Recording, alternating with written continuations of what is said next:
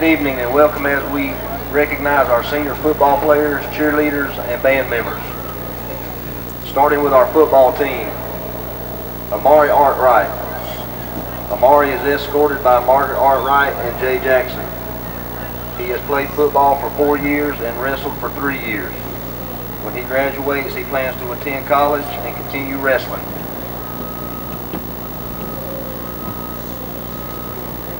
Next up, we have Andrew Bloodworth. Andrew is escorted by Mary Lois Simmons and John Bloodworth. Andrew has played football for 4 years. After graduation, he plans on attending college and obtain a degree in optometry.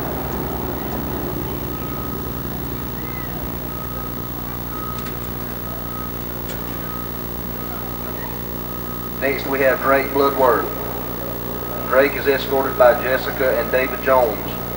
He has played football and wrestled during his high school years. Drake plans on taking a risk and becoming an entrepreneur. He would like to work with children in the community and continue to build the wrestling program.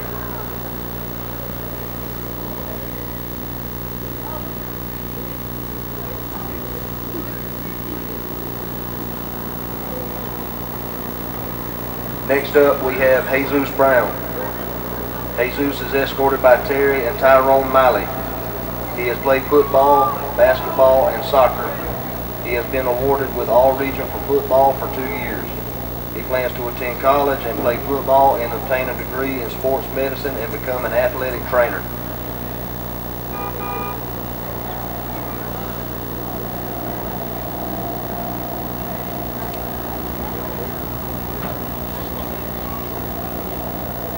Next up, we have KJ Brown. KJ is escorted by Amy Batten and James Larry Batten. While at BCHS, he has played football, basketball, soccer, and on the track team.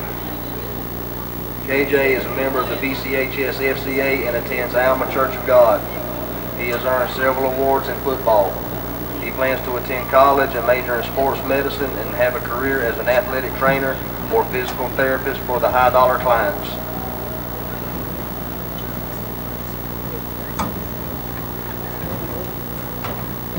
Next, we have KJ Castile. KJ is escorted by Winoka and Gary Castile. He has played football, basketball, and a member of the track team. He plans to attend college after graduation and continue to play football.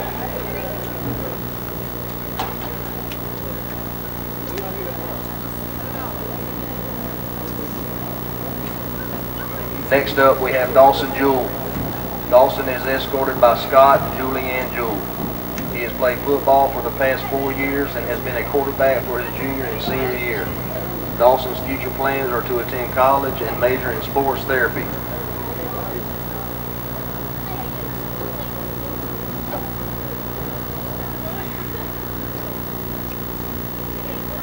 Next, we have Anthony Madison. Anthony is escorted by Tony Madison and Becky O'Neill. He has played football and basketball for BCHS. He is a member of Firstborn Church of the Living God. He has received Most Outstanding Offensive Player. Anthony plans to attend college, to major in sports medicine, and continue to play football.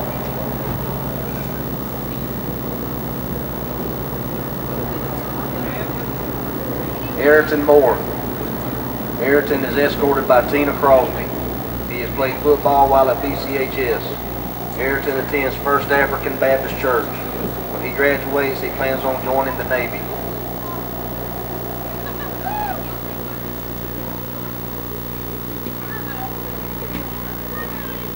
Next, we have Dawson Murray. Dawson is escorted by Amanda Boatwright. He has played football and competed in weightlifting. His junior year, he was state weightlifting champ. After graduation, Dawson plans to join the Marines.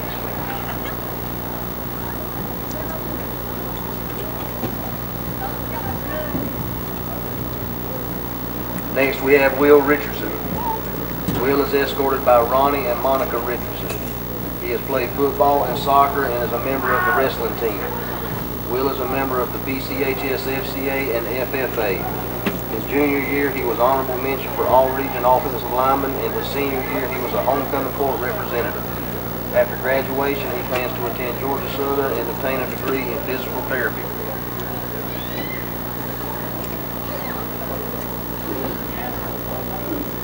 Next, we have Legondrick Snell. Legondrick is escorted by Cheryl Green and Connie Snell. He plays football and basketball. Legondrick attends First African Baptist Church. He has received All-Region Team and Offensive Player of the Year. Legondrick plans to attend college and major in sports medicine and become a sports trainer.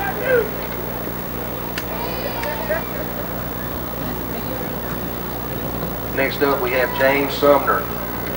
James is escorted by Adrian Bess and James Sumner Sr. He has played football during his high school years. After graduation, James plans to join the Air Force with a focus in vehicle management.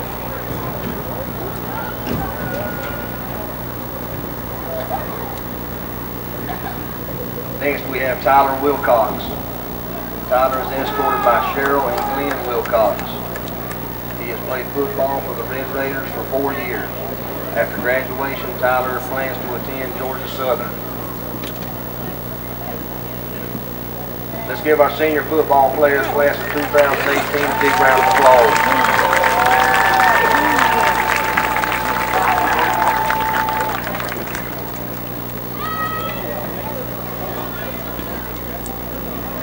Next, we'll recognize our senior cheerleaders.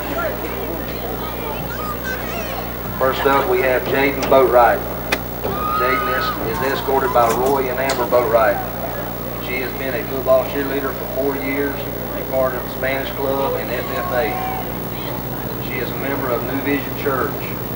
Jaden plans to attend college and pursue a degree in early childhood education and come back home to teach at the Macon County Primary School.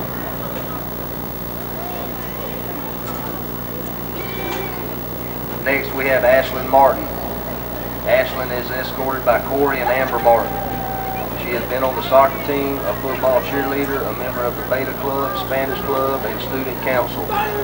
She has also been a Recreation Department soccer coach. Ashlyn plans to join the Air Force upon graduation.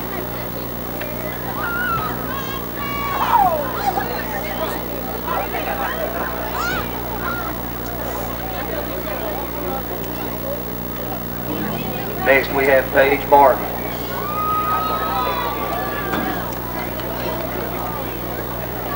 She is a football cheerleader on the soccer team, member of the Spanish Club, Student Council, Beta Club, Excel Club, and a treasurer of the senior class. Paige plans to join the Air Force after graduation. Next, we have Rachel Smith. Rachel is escorted by Mike and Barbara Hersey.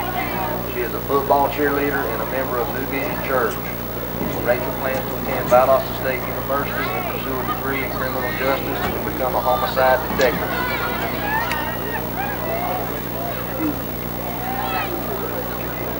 Next, we have Grace Wilson. Grace is escorted by David and Stacy Walker. She is a member of First Baptist Church and their Black Light Ministry. She is a football cheerleader, senior class officer, a member of the Beta Club, Student Council, Excel Club, and HOSA. Grace plans to attend Georgia College and State University to earn a degree in nursing.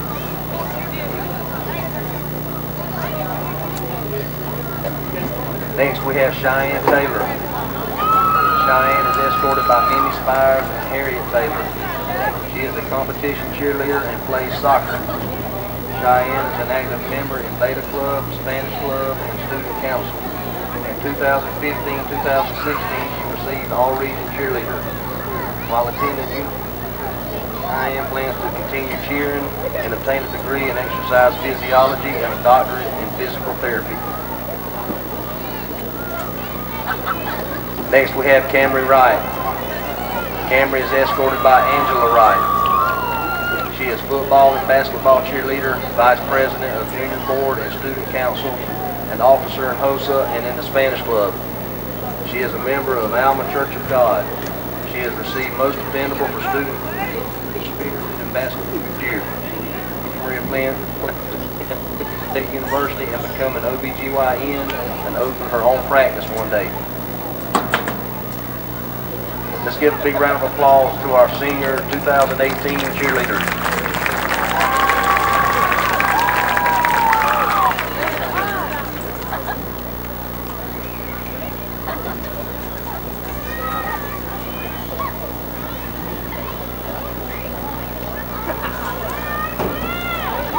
Next, we'll recognize our senior band members. First, we have Cole Darcy. Cole is escorted by Gene and Jeannie Darcy. He has been a member of the Raider Regiment Marching and Concert Band. He has played soccer and wrestled for 2 years. He is also a member of HOSA. Cole was voted as 2017 DCHS Homecoming King. He plans to attend college and pursue a degree in musical arts. Next, we have Sky Hughes. Sky is escorted by Brandy Morrison and Ashton Wasden. For the past 4 years, she has been a member of the Raider Regiment Marching Band and Concert Band. Sky is an active member in HOSA, Spanish Club, and Student Council. She is a member of the First Baptist Church of Alma and on their Blacklight Teen Ministry. When she graduates, she plans on attending the Art Institute of Atlanta and earn a degree in baking and pastry and hopes of opening her own bakery one day.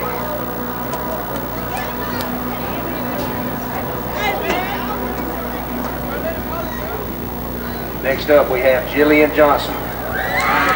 Jillian is escorted by Cheryl Hunter. She is the woodwind captain in the Raider Regiment Marching Band.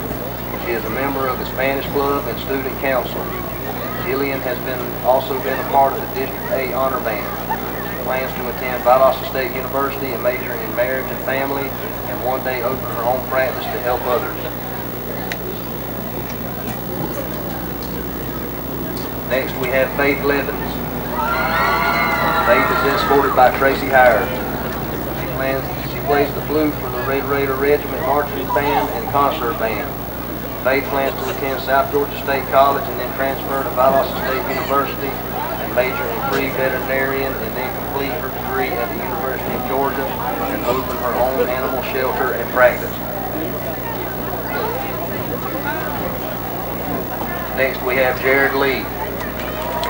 Jared is escorted by Mike and April Lee. He is the drumline and percussion section leader of the Raider Regiment Marching and Concert Band. Jared also plays soccer. He is a member of the youth group and praise and worship team at Alma Church of God. Jared plans to attend college to obtain a degree in music.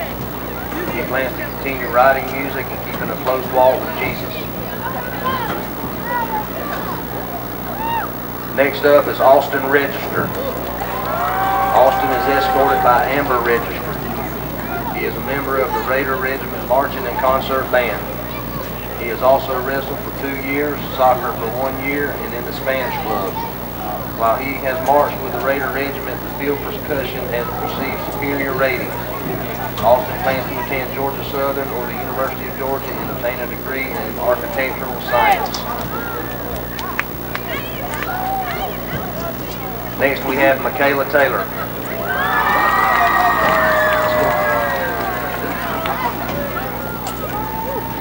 For the Raider Regiment Marching Band and has been in marching and concert band for 4 years.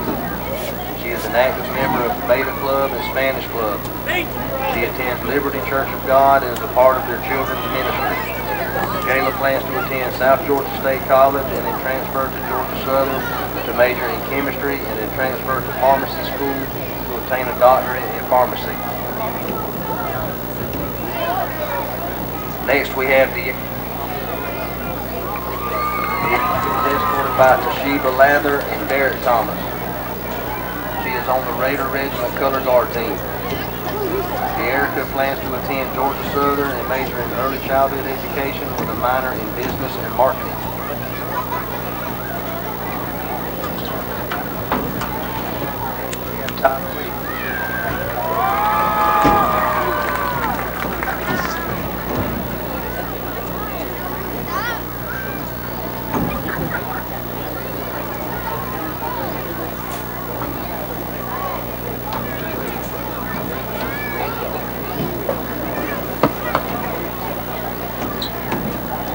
He is a member of the Raider Regiment Drumline for Marching and Concert Band.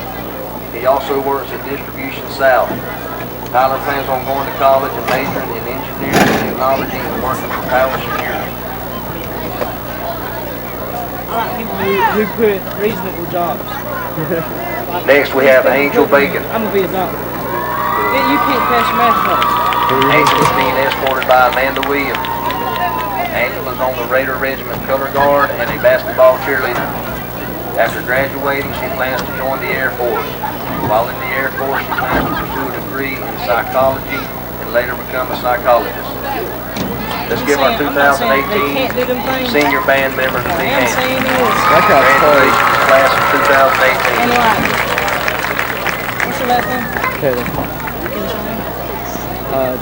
We're married. She was gonna be a doctor. Oh Lord. You might be a stripper like your mom. For real. You didn't hear that.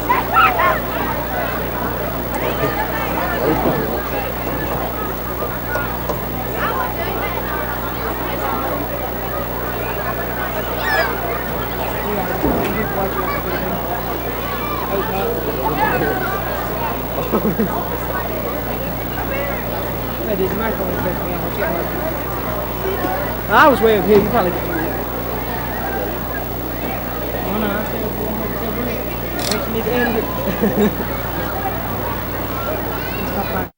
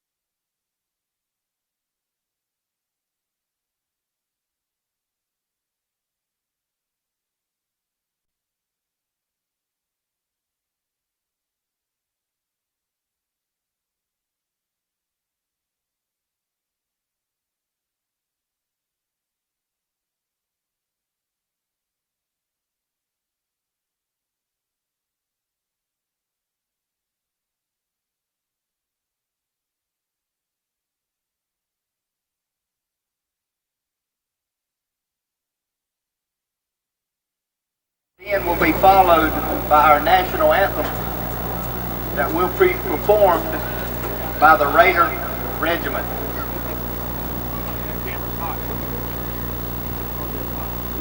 Let's pray.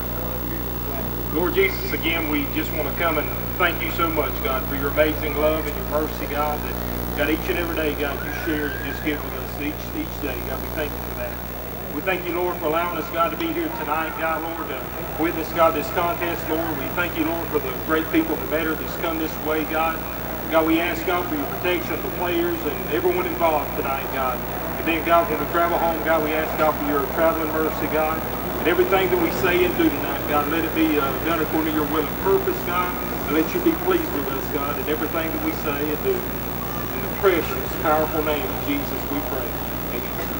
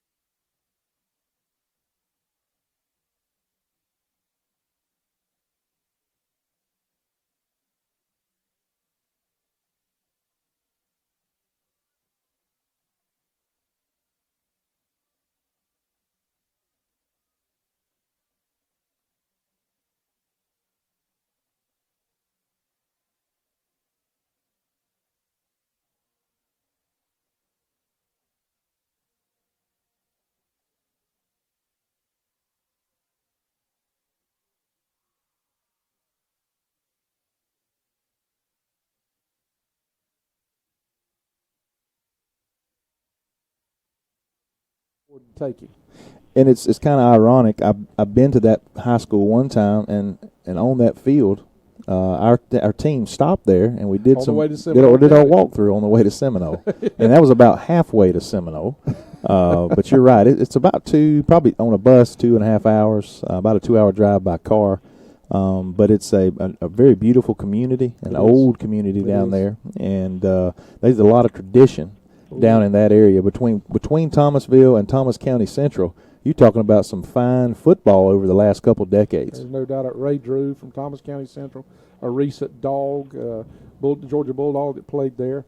Ray Goff is from Thomasville, and he was a head coach at Georgia and was a starting quarterback at the University of Georgia. There's a lot of athletes that has come out of Georgia and or come out of Thomasville that has played. Well, Rev, did we win the coin toss? We did win the coin toss. toss. That's 9 out of 10 games. 9 out of 10. I was telling them that, yeah. And here is the kickoff from right to left. Ronaldo is going to put a leg into it, and does he? It goes inside the 10 to the 5, bobbled a little bit, and our guys come in. We're going to make the tackle, or at least the stop, and then he's hammered about the 12-yard line, the 17-yard line. Yeah, that was a great kick by Ronaldo. He's come out of nowhere banging that thing down near the end zone. Well, we know he's Mr. Extra Point, and he has proven now that he can kick the ball off as well. Big leg by this young man. Had a really fine 30-yard field goal last week. We know he's got the ability. He just needs the opportunity now. Well, you and I talking before the game, I'd like to see him get a couple opportunities, because when you're playing that play-in game with 2 5-minute quarters or 2 5-minute halves, a field goal could very well win it for you. That was let's see, we got Shamad Brenson's playing safety for us tonight. Is Shady out there? Looks like we're going to bring an all-out blitz. They're going to do a reverse, and they've got us pinned inside, but we string it out. We bring him back inside. That really and truly wasn't a bad effort for the Red Raiders, as he gets about a 6-yard gain off what could have been bad. They stayed at home, had a good rush, still a couple ends on that right side that really kind of slowed him down and allowed our corners to sneak in there and make a good play. They peeled back block on on Garrett Anderson. He was our outside linebacker that had contain, and one of their players peeled back and kind of blindsided him. It was not vicious or anything, but just kind of hung him up to keep him from having contain. But that was a slow developing play. That may have been they may want to hit us early. We look like we're bringing a blitz again. They're going to hand it off. He cuts it inside, and there's our linebackers just to stop him after about a yard gain. It's going to be 3rd down and about a long 3, would you say, Brent? I would say a long 3. Yeah. Well, they're moving it back. It may be 4 now. Big defensive play there for the Raiders, forcing a 3rd and 4 is what the scoreboard has with 10:45 on the clock. Maybe we can force a punt right here. They have 4 wide, 2 to the top, 2 to the bottom, shotgun with a tailback. Quarterback kind of wanted to draw us off, but our defensive line was set for it. Is that? And there's the snap, and he pauses, and he's going to throw it down the sideline. He's got a man, and he makes a play, but I think he's out of bounds. He was out of bounds. He was 2 or 3 steps out of bounds. So it's going to be 4th down and 4, and definitely in punting territory this early in the game for the Tigers. Again, I said it a moment ago when they were warming up, good-looking group of kids, it seems, and that's just our region. You walk out, you got some good-looking athletes, good-looking kids. You're talking about, I'm sure you mentioned they're 1-8 on the season, and they're playing for some pride. And you got to wonder how hard it's going to be to motivate them. They know they have a chance to knock us out of the playoffs. That would be a little feather in their cap, Rev. Well, I'm just looking at body language, and I will say that they don't look like they want to be here. Yeah, they don't look very excited, and I hope our boys are. Defensively, we saw them get after it right there, make a nice stop on 3 plays. Let's see what our offense can do when we come out on the field here on senior night. 75. Man, that's a beautiful. He's getting high fives from his teammates as he comes out on the field. Jesus Brown is a senior leader. At Rev told you earlier, just when he went down, it kind of took the air out of us.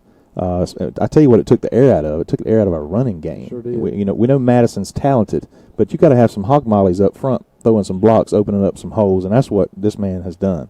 And we're going to run to his side to begin with. Look at that big hole. He's cutting up the middle for about 10, 12. 12 yards on the carry. Not to mention that senior quarterback Dawson Jewell, who's been battling a leg injury about the last half of the season, he got the start tonight, it being senior night. That's not taking anything away from Cooper Brown, who threw 4 touchdown passes and tied a school record last week. Yeah, that was all the passes were touchdown passes were thrown in the first half, Rev. 270 yards worth of passing. If he'd have stayed in the whole game, he could have set the record. But coach was, well, we got some young players. That's right. Getting ready. Two to the top, 2 to the bottom. We hand it off to Madison again. He cuts it back to the left. He keeps pushing and dragging, and almost another 10 yards, maybe 9 on the carry. Madison's going to have a big night tonight with that. When the absence of Jesus went down and Will Richardson too, right behind him, it really affected our offensive line and our ability to run the game, because that was 2 of our bigger linemen. And Madison, if you called him, he's a 40-yard runner. He breaks it, and somebody's going to run him down right. about 40 yards. But he's going to punish you between those 40s. He is, but he's going to run behind that big offensive line tonight. We're going to pass on 2nd down. Oh, and was that Shady making the catch there? He cuts it back to the right. McGondrick Snell for the touchdown. Great pass by quarterback. It certainly was over the sort of that back shoulder throw. A lot of times we see that near the sideline, Rev, but that was in the on the hash mark there, and that's a great touchdown pass and catch by LaGondrick Snell from the senior to senior on senior night, about 30 yards, just 6-0 quickly with 9 minutes and 2 seconds remaining on the clock. I'll take that, won't you, Brent? Yes, sir. Give yes, me sir. some of that. Touchdown. Ronaldo in to try the extra point. He's been good this year. 1 missed field goal, or 1 missed extra point the whole season. Oh, the ball was It was a low snap, and it was blocked. Jewell jumps on it, or is that Brown? No, it's Cooper Brown. It's Cooper Brown that holds the snap. It was a low snap, and Cooper unable to he got it up about the time the man got there, and he blocked it. So it's going to be just 6-0. Right. We're going to take a Burt CPA timeout. You're listening to 93.5 The Eagle.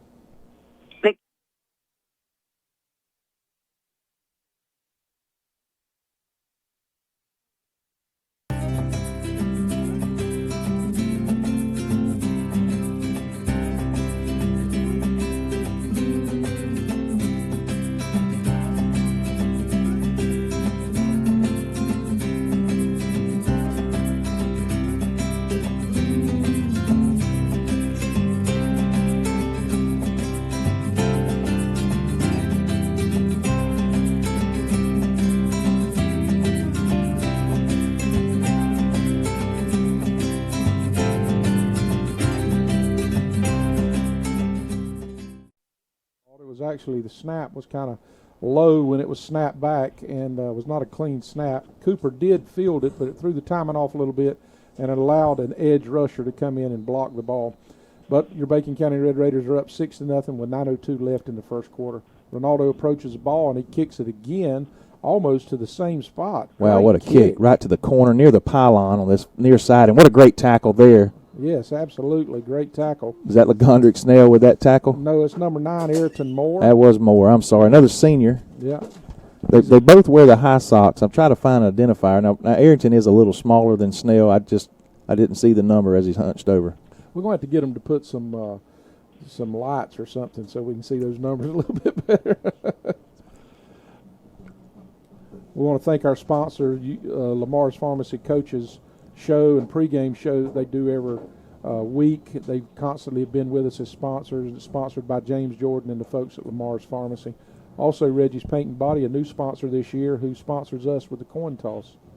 2 wide to the bottom, 1 to the top for Metter. He snaps and hands it to the running back, and he kind of bobbled it just a second, didn't he? He just about dropped it, and he just did get back to the line of scrimmage, maybe a yard and a half on the carry. With 8 minutes and 41 seconds as the clock continues to count, it's going to be 2nd and 8 here early in the first quarter. Brent, they were fortunate that ball didn't get popped loose. If we'd met him in the hole, we could have very well turned that, had a scoop and score on that one.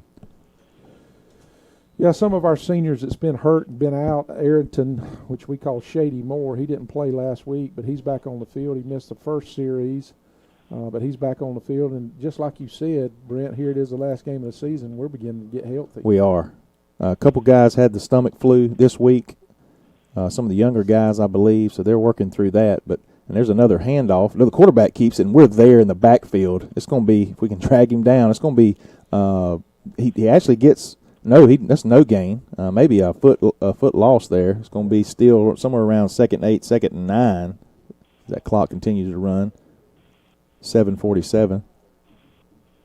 I think that makes it third down. That's correct. Makes it third down. Yeah.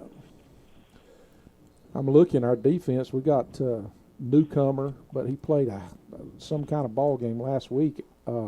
Christian Gurley, big guy, big kid. I interviewed him this week. You'll be listening to him at halftime. Just a sophomore. Yeah, he's about 6'2", weighs about 280, 270, 280. Well, he wreaked havoc last week in Bryan County. Yeah. 2 wide, 2 to the top, 2 to the bottom. We're going to have another blitz, and we're going to have another great tackle by one of the corners. And we got a penalty. I guess we're going to have rough in the passer. Their quarterback is clapping his hands. It may be a rough in the passer. We've had several of those this year. I don't know. We're not teaching. Maybe I don't want to say we're not teaching. Our players are not pulling up. They're trying to get those kill shots, which that's one of those aggressive penalties. It's a judgment call. Well, once the ball left his hand, I started looking at the receiver. The guy, I saw the guy die. He jumped, and he jumped into him. I don't think it was one of those malicious type hits, but it was just a. They protected them. Well, these referees got to understand this ain't the NFL either. You know what I'm saying? That's right. High school athletes, and if a guy's in the process of trying to block a pass and he falls into the quarterback, that's not roughing. That's a football play. That's right. 1st and 10 now with 7:08 on the clock. It takes them to roughly the 35-yard line of the Tigers.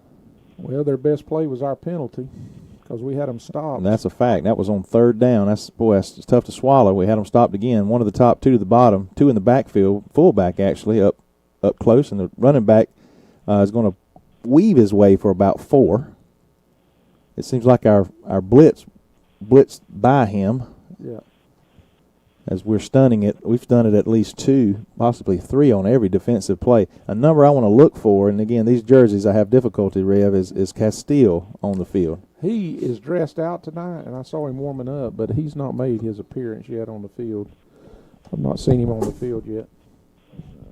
And I don't know if we'll see him a lot. I would like to see him maybe get his feet worked. If you look down to your left, Brent, down there about the 30-yard line, you'll see him standing down there with Dawson. I do. Yeah. Anderson flip-flops outside linebacker. He's trying to time it up. And he's back there, and he makes the tackle in the backfield for about maybe a foot loss or right at the line of scrimmage. They give him about back to the line of scrimmage. It's going to be 3rd and 6. And this has been the theme these first 2 drives for this Metter team from our defense. 3rd and long, 3rd and mid-range. And here again, we had them stopped. They had a pass completion, but it was only for about a 4 or 5 yard gain, and we had them stopped for the punt before the penalty. Maybe we can pull up right here, just not let them get anything cheap. They got twins to the top and to the bottom, a lone setback with the quarterback sitting in the back. Metter kind of looks like the Clemson Tigers, which makes me dislike them even more if that's possible. Oh, and there's a great throw and catch by the slot receiver, actually the wide out to the left, and he's going to have about a 40-yard gain on that play as just a little quick slant to the post there around the hash mark. Just a great pass where only he could catch it. He caught it with his hands, is what you're supposed to do. That was a great play by them. You'll have to give your hat off. Our defensive back was actually not in a bad position. No, just a great play by the Tigers. Sometimes you just have to tip your hat to the other guy, Brent. It's 5 minutes and 7 seconds remaining. 6-0 your Raiders lead early in the game, middle way through the first quarter here on senior night at Red Raider Field. Got twins again to the top and the bottom, trying to spread us out a little bit. And he's going to pass again. This is going to make it to the end zone. Be intercepted. And I think Legondrick jumped a little too early, or maybe he would have had that pass. Well, the way it looked to me is Legondrick had it, and Ayrton knocked it out of his hands. Ayrton was going for it too, but we had them covered like the proverbial blanket. Well, can you call it when you're out there like that in baseball? Mine. Hey. That would work, wouldn't it? Yeah. You would think it would. 2nd and 10, 4:43 on the clock. Ball is on the 21-yard line. I'm not sure. I was catching up with some folks and talking, running my mouth earlier, and wasn't paying a bunch of attention to Metter warming up. Coach, do you remember seeing what kind of leg they had? Pretty good. He kicked pretty good. That's what they're trying to do. Bouncing it out to the right. So he cuts it back, which is what we wanted him to do, and he gains about 3, maybe 4 on the carry. We got a holding against them. Is going to back them up, and we'll take it. Yeah, that's going to be big for the Red Raiders. Number 57 is checking into the ballgame for the Raiders, Amari Arkwright. We'd like to give you some names from Metter, but they didn't bring a roster with them. And so we're just going to have to call them by their position tonight, if that'd be all right. We know our players by heart. Go ahead. No. I want to thank our other sponsors, Richmond Baking, the Huddle House, Bennett and Johnson does our sideline report. We appreciate Bennett and Johnson. They're with us every week. Burt CPA, Reggie's Paint and Body, as we already said, the Bacon County Hospital, McDonald's, Pineland Bank, Sips and Such Cafe. We've got a big game taking place in Athens tomorrow, Brent, against South Carolina. 2nd and 20 now for I started to say Clemson, for the Tigers here. From Metter. And they're going to hand it off to the running back, and we got linebackers galore. And they do make the stop right at the line of scrimmage, maybe a 2-yard gain. It's going to be 3rd and 18, I believe, roughly. Well, if I'm Metter, what I'm seeing right now, they've had some success, 2 or 3 yards, running the ball at the middle. They're not going to gash us out wide. And your boy's checking in, Castile, our boy, who's been anxious to watch him get back. He's had a high ankle sprain. He's a kid that can He's take a it difference to the house. maker. He's an exciting player to watch on offense and defense. And actually, maybe he hasn't factored in as much on offense this season as maybe we would like to have seen, because we already have some weapons. But this kid he's the fastest kid on the team. Reminds me of Tron Folsom a little bit, even in his build. And Tron had 16 tackles last night for Troy. Oh, he pump fakes. He's going to go deep, and that ball's going to be picked. Oh, it should have been picked off, but it was tipped, I believe, by their player. But there was one of their players and 4 of ours about the 15-yard line. It's going to be 4th down and around 20. We're going to see what they're going to do here. They're going to it's probably too far for a field goal attempt, and punting probably wouldn't net them but about 10 yards if he kicks it in the end zone, so why not? Well, that's all you can do. I'd give up 10 yards for a shot. This team was 1-8 on the season, and they're trying to knock us out of the playoffs essentially. Our tallest player is probably 5'10". They're going to call a timeout over at Metter, and we're going to take a Burt CPA timeout. You're listening to 93.5 The Eagle. In this moment, it doesn't matter if you save money in 15 minutes. It doesn't matter if your neighbor has the same insurance that you do. What matters right now is the quality of your independent insurance agent. Glad you're okay, Sarah. We'll take care of everything. And the company that stands behind them. Thanks so much for your help. No problem. Auto Owners Insurance. Bennett and Johnson Insurance Agency in Alma is your local independent auto owners insurance agency.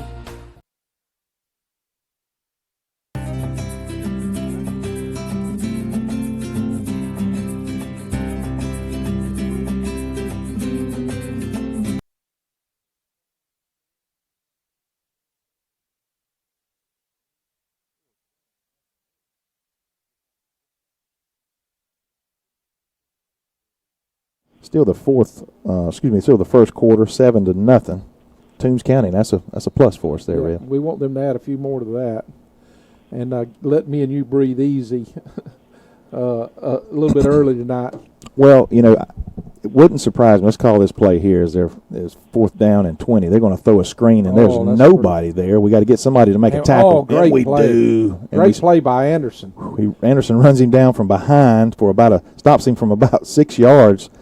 Shy of the first down. The Raiders will take over with 3 minutes and 4 seconds. It's going to be 1st and 10 from about 16. The 16-yard line. That was a great play call. You know it. It certainly was. And a great individual effort by Garrett. Absolutely. We had some guys coming over, but you just don't know if they'd had an opportunity to make the play before he got the first down. Just a great play. What I was about to say is it wouldn't surprise me, Rev, if Jeff Davis, if they don't keep that game close with Benedictine earlier through the first or second quarter, because they can grind it out with there's no pass threat, but they can move the ball. And the Raiders snap it and hand it to Madison. I couldn't get it out. He gets about a 10-yard gain, nearly for a Red Raider first down. It looked like he was going down. He put his hand down and ran for another 6 yards. There's nobody in the state of Georgia any happier to see Jesus Brown playing tonight than Anthony Madison. Well, proof is in the pudding. You look at his numbers when Jesus was in the game, and you look at his numbers the last three or four games that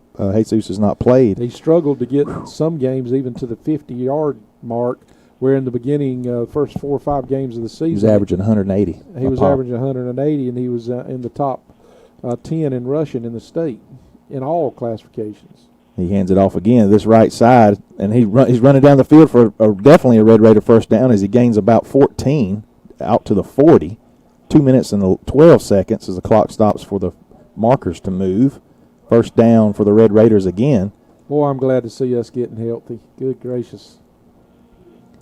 And again, Jesus is the difference maker. You see us running to that left side, and that's where he's at after he snaps the ball.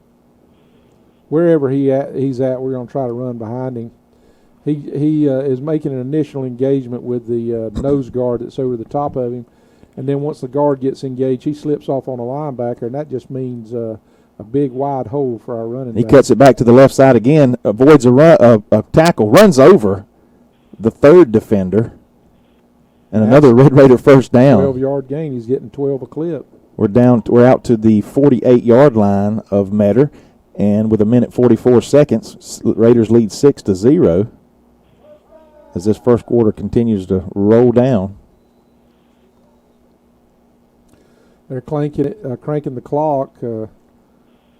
Umpire, we're looking in to the sideline, and they're giving them some signals over there. We're down to 12 seconds on the play clock. We need to do something. Yeah. And Jewell is out for this second series. We got 3 wide to the top.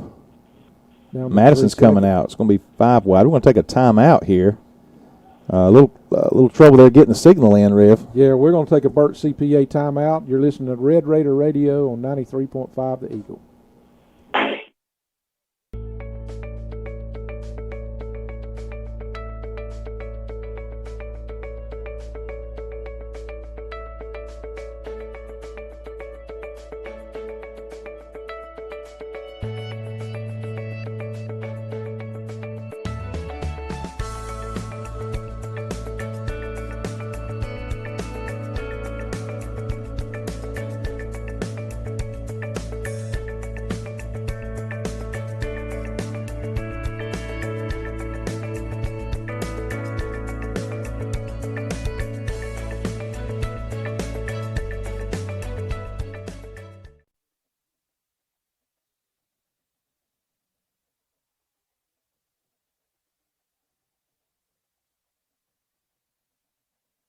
Quarterback, he just hands it off, and it's going to be straight up the middle.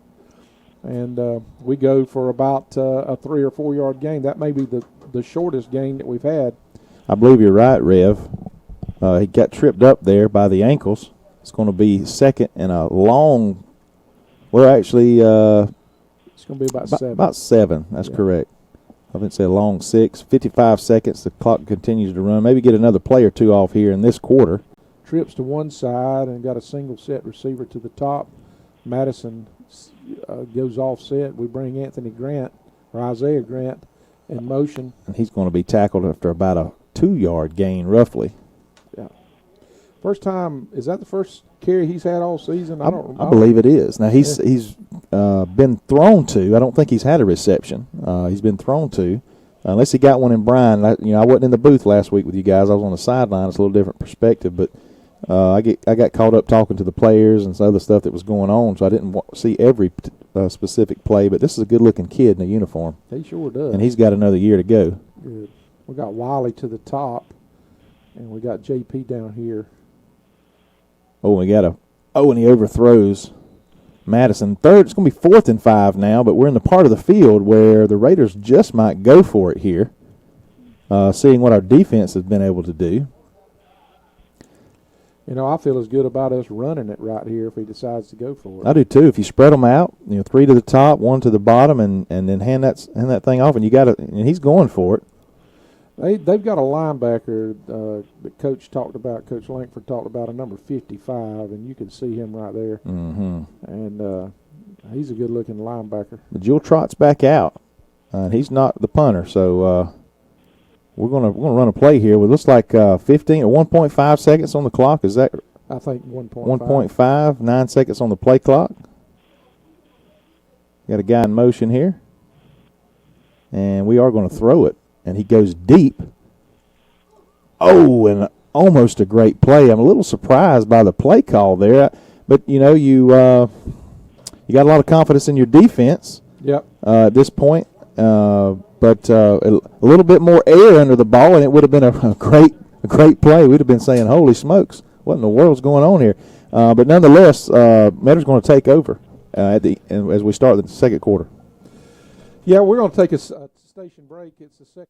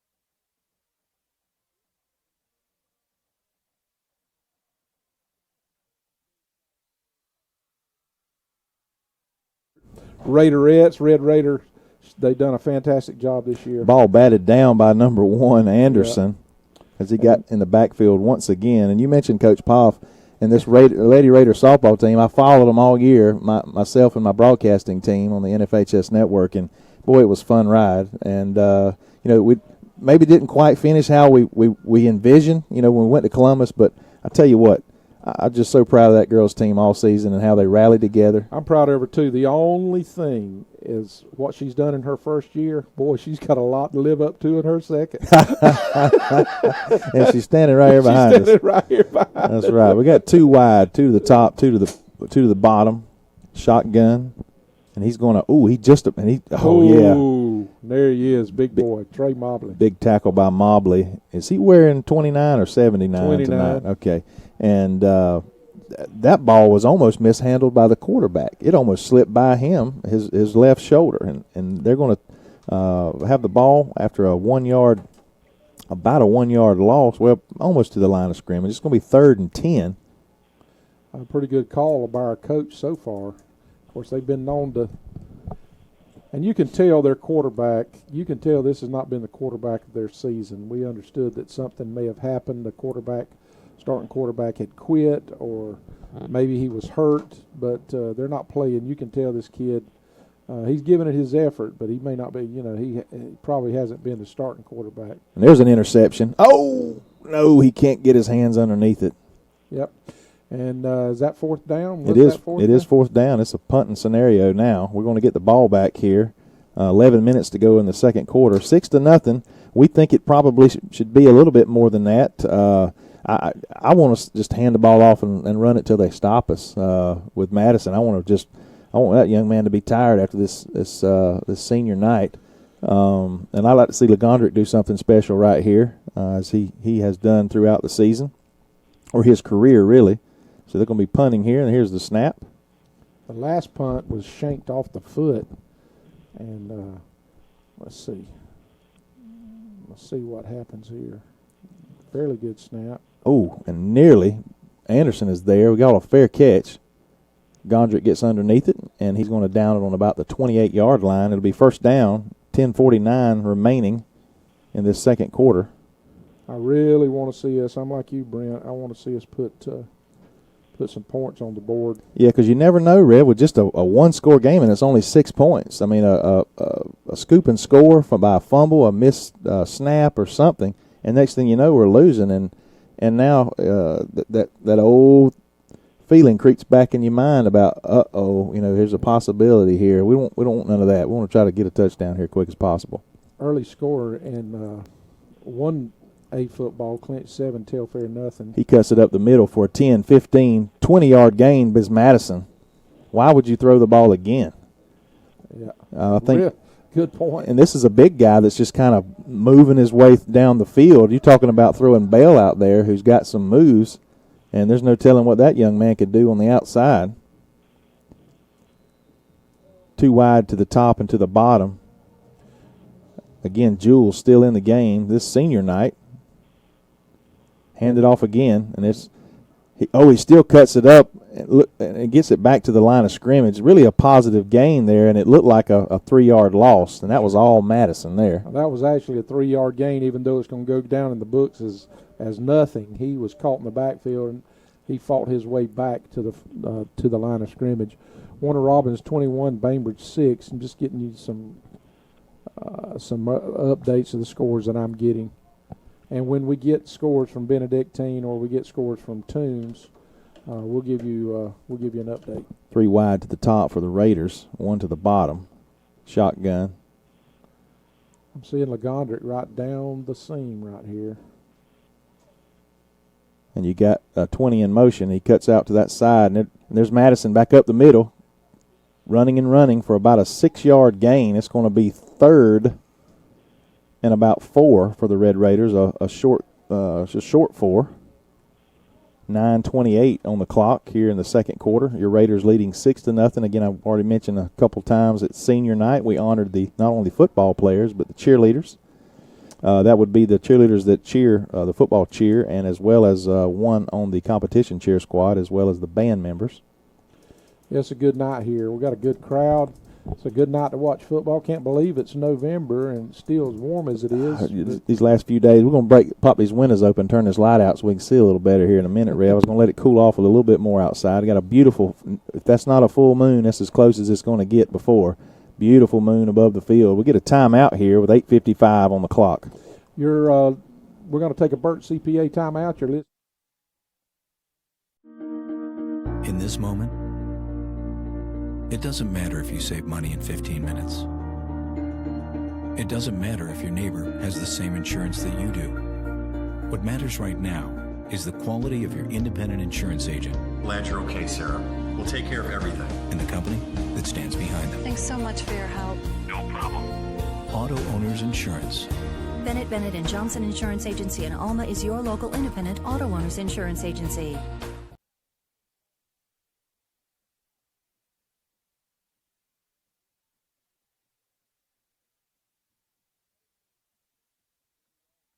Almost dead on the 50. We're just over the 50-yard line, and we're going to spread them out. This same set we've been running. We got trips to one side, got a single receiver to the top. I'd like to see a rush here, Rev. Yep.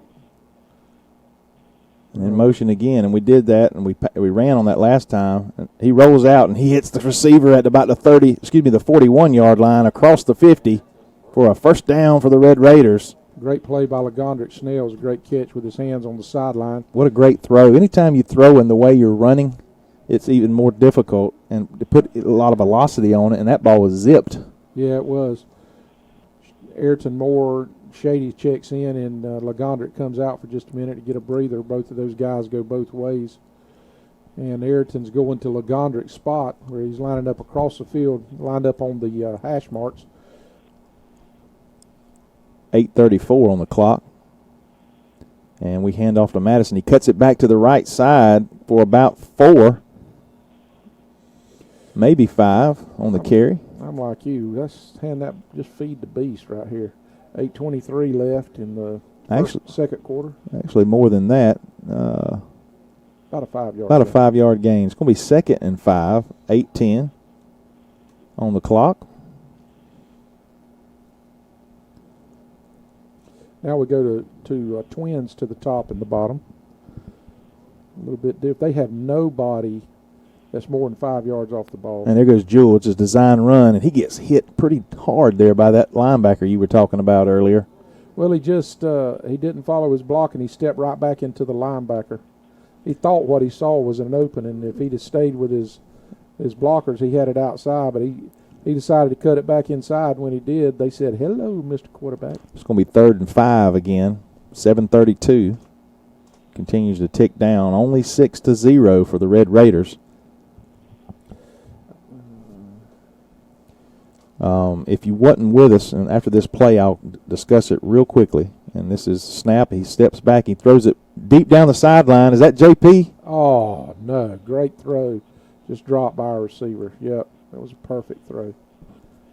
Down to about the 5-yard line is where it would have been. It's 4th and 5. You got to think with a pass like that, we're probably going to go for it here with the ball on the, I believe, the 37.5-yard line.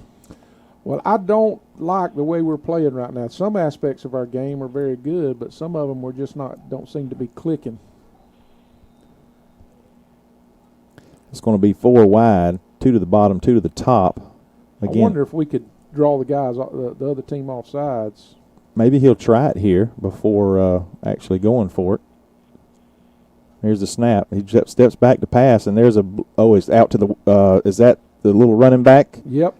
Bell, as he cuts it out to the left. Not really a screen. It was just a design pass to the back out of the backfield, and he gets about a 10-yard gain, 10 or 12-yard for the first down for the Red Raiders. Good looking play there, Rev. Xavier Bell, good play. Man, he had a big night in Bryan last week. He caught a pass similar to that and took it to the house. He sure did. Last week for about 70 yards. Yep, it's good to see him getting some action. Great kid.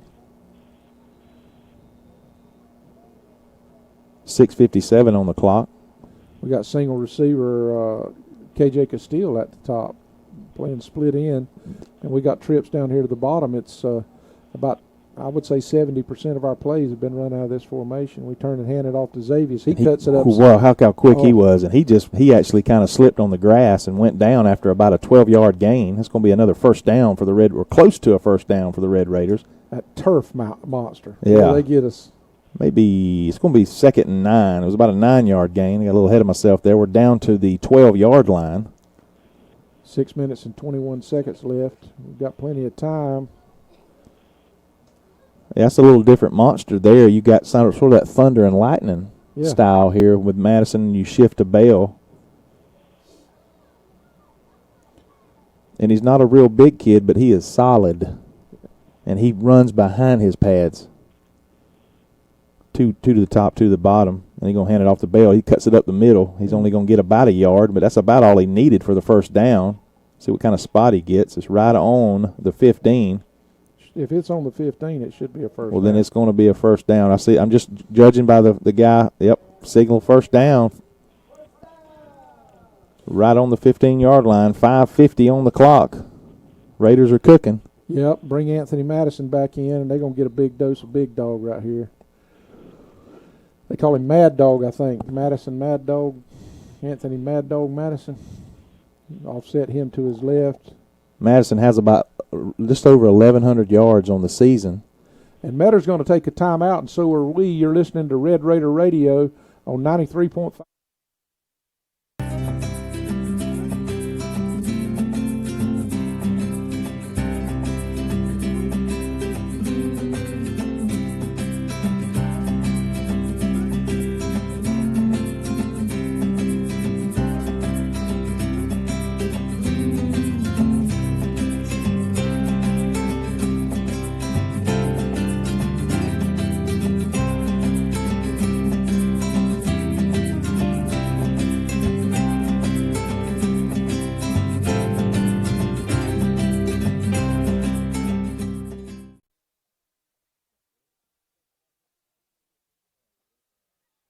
Updates for you.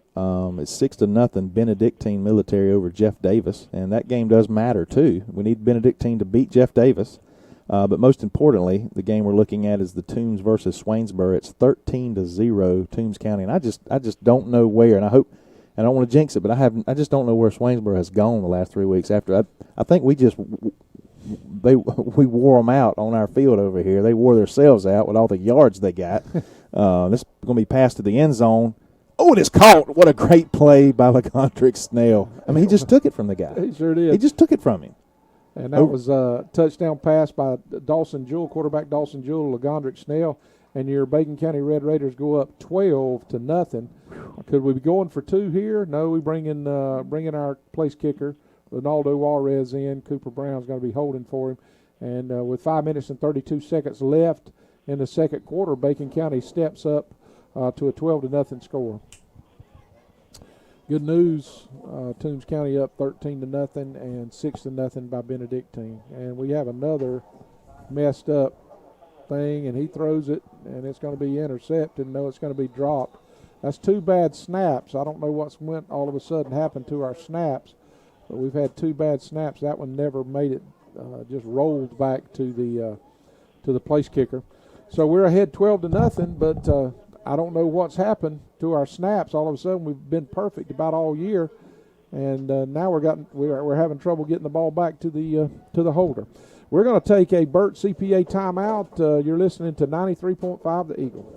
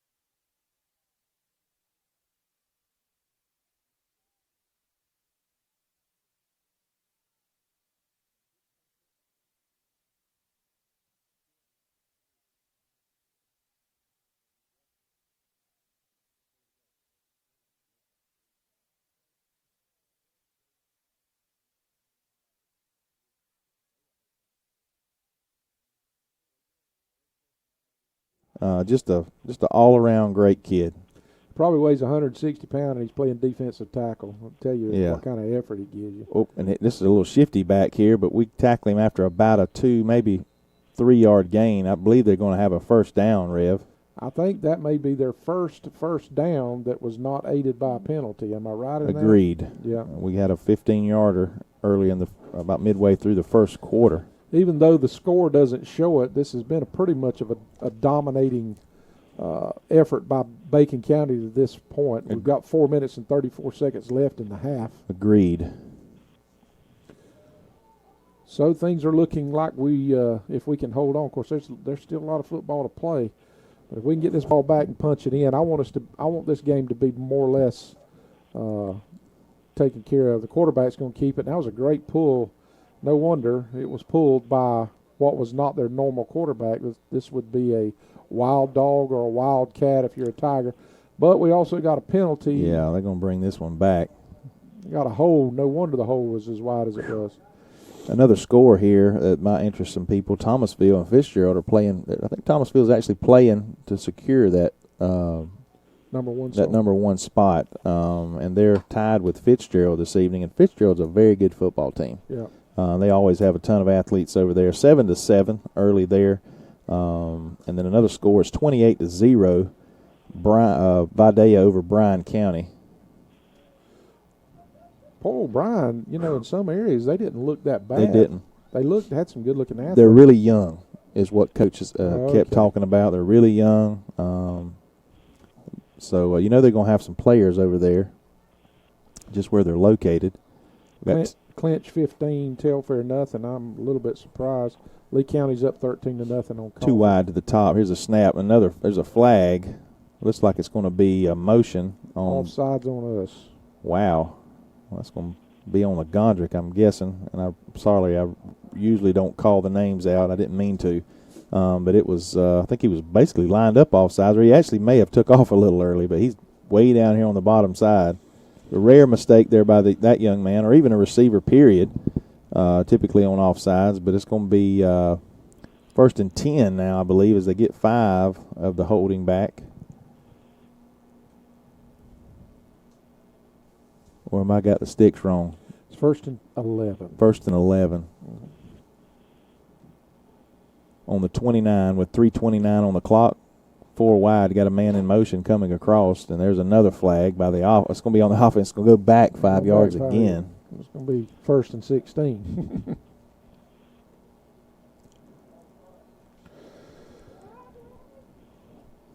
They're running this number 2. He's a short, stocky kid, but he's got some power and some speed. And they took their quarterback, the one that was playing quarterback, they took him out. Now I don't know if it's due to an injury. It looks like he's okay standing on the sideline. They may just be trying a different package, see if they can get something established. They're coming out again with twins to the top and the bottom. This number 2 and a kind of a wildcat type. And he's going to try to pop it right up the middle, and he does. And he gets about a 8, 9, maybe a 10-yard gain. 2:52, 2:51 left. We need to stop this guy. He's going to be 2nd down and about 7. 2nd and 7. I don't know if this young man can throw the football or not, but he sure can run it. They're spreading us out a little bit and then trying to gash us in the middle. We need to make a stand. 2 minutes and 28 seconds. Let's see if I can't stop them here and get a chance with the ball back. Maybe a minute or so to go. We down a timeout. We're going to fake it. The quarterback takes it. He is shifty, and he's going to be close to another 1st down. Yep. And that'll probably, unless they turn the ball over, Rev, we're going to have a hard time getting the ball back. Without a turnover, that's true. We're bringing in Christian Gurley. We're going to put a little bit of size up front. And since the last series they were trying to throw the ball some, so we brought in some speed. Now we're bringing in some size to see if we can stop this run and make them do something different. And what do? They bring in their throwing quarterback. So it's kind of a chess match. He's going to turn and throw it. Throws it out wide. Uh-oh. Got to make a tackle. Ooh, and we got a big tackle there. One of our corners come up and finished him off near the sideline. Couldn't get a number across the field. 1:51 on the clock. Ball's going to be on about the 46-yard line of the Raiders. I don't know if we got an injury over there. I'm having trouble seeing. Looks like we may have an injury on that sideline. What color jersey, Rev? It's white. Okay. White jersey. Well, I mean, I don't want. I don't want to. Got dumped on his head. I'm telling you, he got tackled hard. Yeah. I know that. I don't want anybody hurt, but I don't want a red jersey hurt. It looks like it's going to be 2nd and 2. Our quarterback comes back in from the sideline. He runs to the sideline after every play to get the next play. Can we make a happy birthday request? And, 2nd down and 8.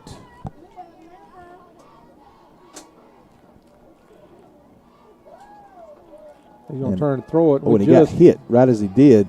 Oh, what a great effort by the receiver. Oh, and he's going to give him a catch? That ball touched the ground. Ooh. He's going to come back and overrule him. No. No, he's going to give it to him. Wow, I know it touched the ground. I It's know kind it of did it's too. hard to see, if he had somewhat control. The man who made the call was really out of position to see whether it would hit the ground or not. Great effort, nonetheless. And they're down to our 17-yard line with 1 minute and 42 seconds left. They're within striking distance. 12-0. Here comes We're going to call our last timeout. And we're going to take a Burt CPA timeout. You're listening to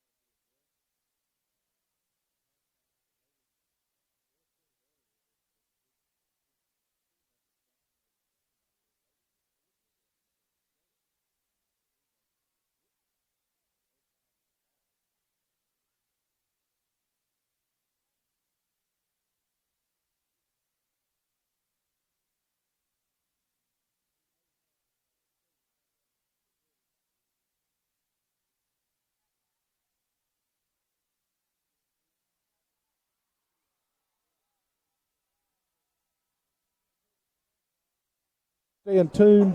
Stay here with us. Listen to our Huddle House, Huddle Up Senior Spotlight.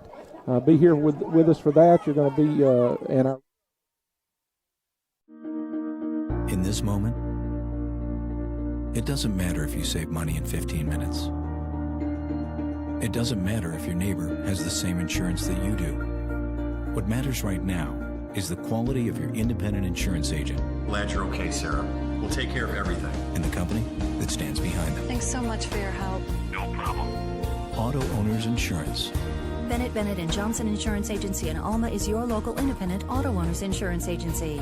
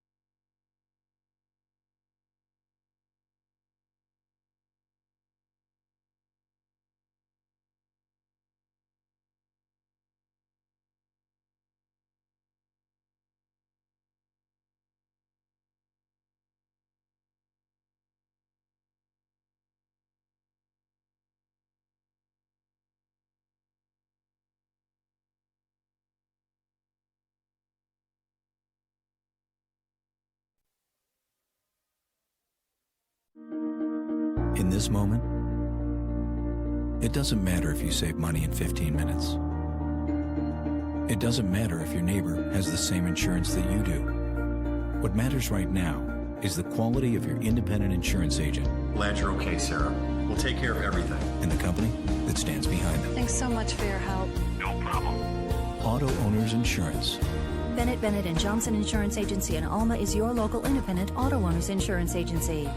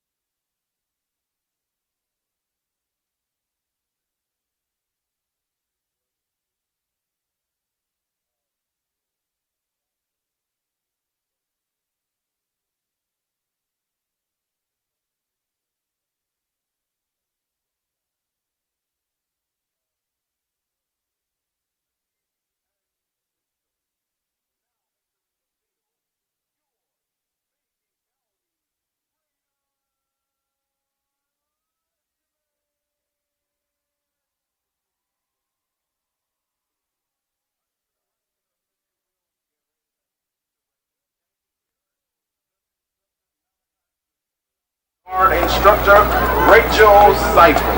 The band will be playing their show Fire, which includes Burn by Illy Golden, and This Girl Is on Fire by Alicia Keys, and Just Like Fire by Pink. Drum majors are Michaela Taylor and Carly Bond. But wait, one more time, we have a 7-year-old feature right there on the sideline. So give it up for JC Martin. She's a second grader at Macon County Primary School. She is the 2016 Miss Majorette of Georgia, 2016 U.S. and World Open Solo Champion, 2016 Miss Majorette of Georgia Strut Champion, and she finished 5th in the world in baton twirling. So y'all give it up again for Little Miss JC Martin. Band, check up. Drum majors, is your band ready?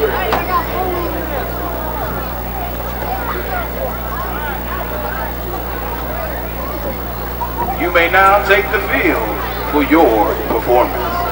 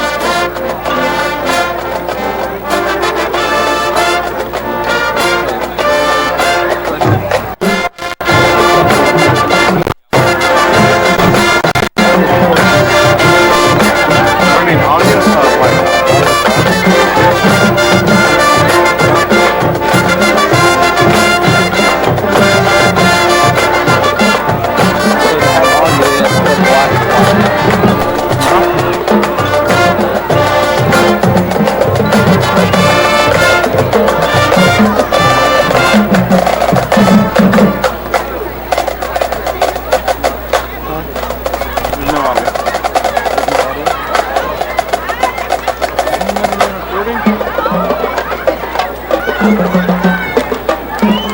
now.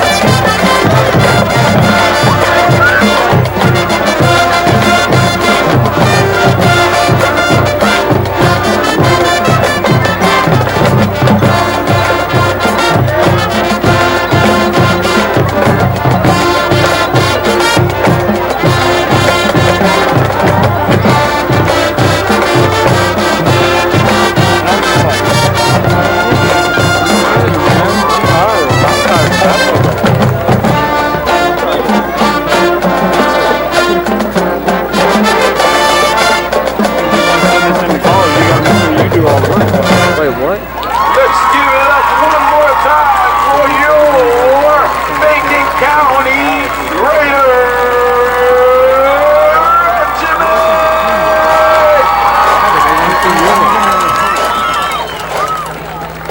And let's not forget our featured twirler, JC Martin. Wave, JC. Tell everybody hi.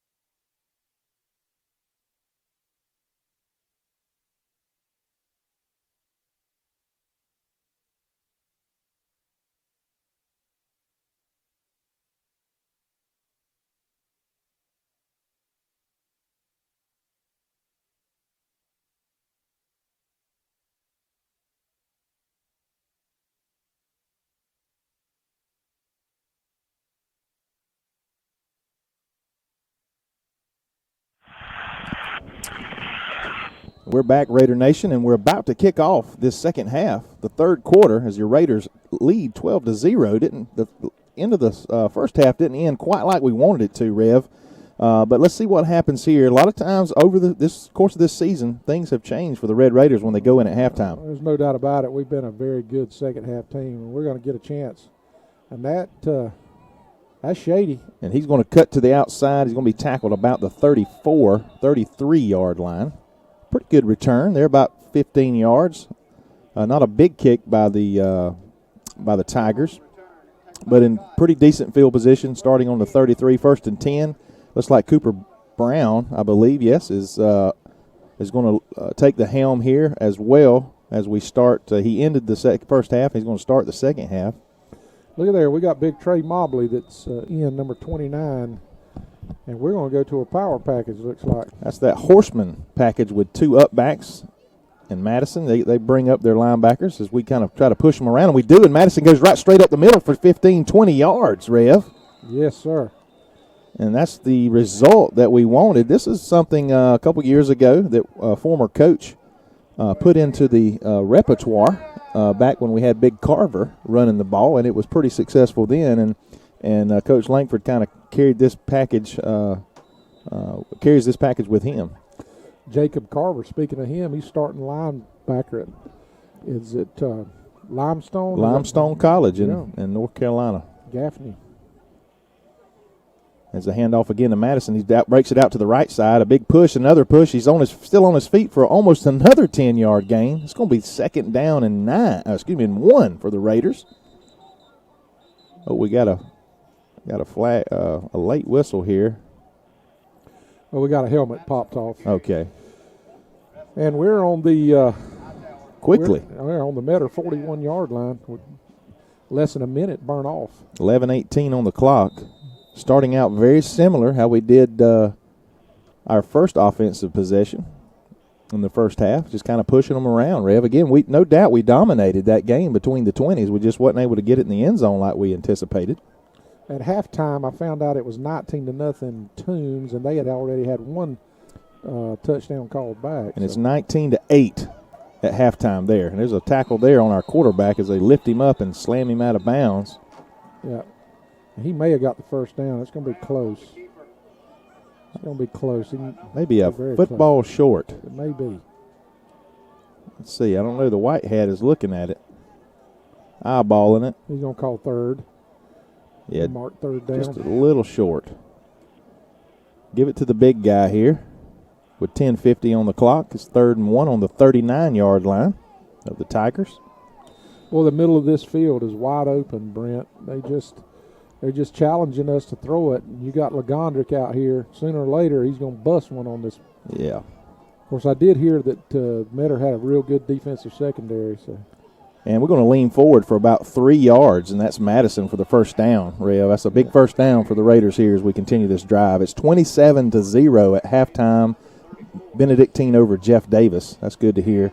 And it's 19-8 at halftime, Toombs, Swainsboro. Good. And we're up 12-0 with 10 minutes and 40 seconds left. We just don't need to give it away. We just need to keep pushing it. The longer we have the ball in our hands, the better off we are. I truly believe, Rev, unless we make about 2 or 3 major mistakes, I think we can win this ball game without any problem. And that's not to throw Metter under the bus. It just is what it is, especially with a 12-0 lead. And there's always wide open over the middle. It's going to be a touchdown to J.P. Peterson. Great play call. Are you kidding me? I mean, he was wide open. That was it was a great pass and catch, no doubt. But there had to have been some type of defensive breakdown there, don't you think? What happened is we run Madison out in the flats, and he cut up field, and both the defenders went to him because it looked like he was doing a wheel route, and it just left J.P. open in the middle. They don't have a safety in the middle, just like I was saying.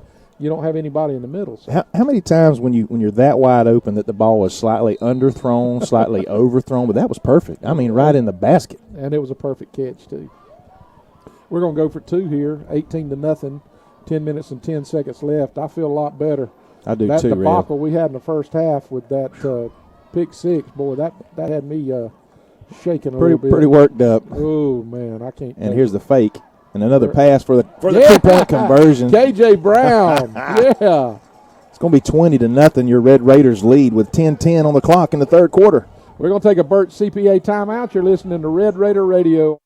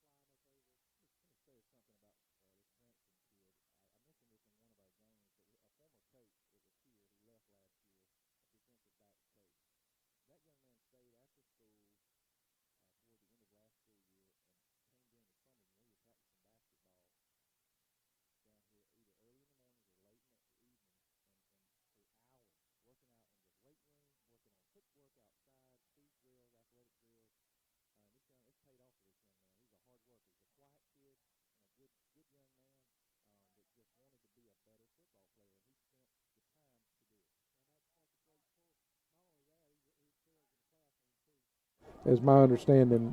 He's Mr. Science. So intelligent young man, hard worker, and he's worked his way to a starting position here on the football field. Proud of that. I love that story. He's a junior this year. We'll get him back next year. He'll be one of the solid rocks in our defensive secondary next year. Absolutely. Some of our seniors want to recognize them. Quarterback Dawson Jewell, K.J. Castile, Ayrton Moore Shady, Lagondrick Snell, just to name a few. K.J. Brown, Tyler Wilcox, James Sumner. These are just some of the ones that we're going to be losing. And Will Richardson. Will Richardson, yes. Andrew Bloodworth, Amari Arkwright, Cam Press. No, he's a junior. Drake Bloodworth, and Jesus Brown. Those are just the seniors. We couldn't do it without them. You hear us call one of their names just about every play. They've been the solid rock of this team. Rev, we got them in a position here, 3rd and 15. We can drop the hammer right here and put another score on the board and just break their heart and get this thing over with. I wonder what they're going to run. They may run a draw play if we sell out our linebackers or if we stay at home. I look for another interception if he throws it up. And it's just what a great play by our defensive players as the ball was thrown out to the flat. K.J. Brown, yeah. On a 3rd and 15. I think they were trying to set up a screen there, and we just blew it up. Yeah, K.J., you could see when he's very quick. KJ's about 5'8" and weighs about 215 or 20 pounds. He's put together young man, but he's very, very quick. And when he saw what was developing, he just kind of looked like he was shot out of a cannon over there and had it tore up before it ever got started. Looking for good field position here as Gondrick plants his heels on the 50-yard line. 9:12 on the clock. They're going to be punting. Again, should get good field position, but who knows? Gondrick may take one back to the house right here as he punts away from him. And actually it takes a kick back toward him, but it's going to roll out to about the 48-yard line. And smartly, Gondrick stayed away from it. Again, good field position for the Red Raiders as we start here, 1st and 10. We're going to take a Burt CPA timeout. You're listening.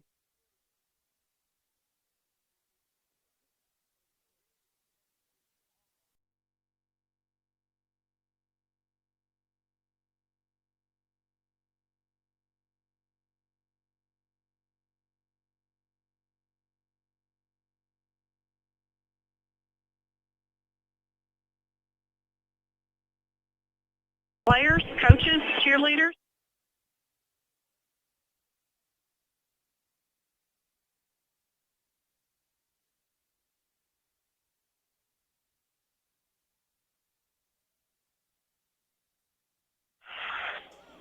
Welcome back, everybody.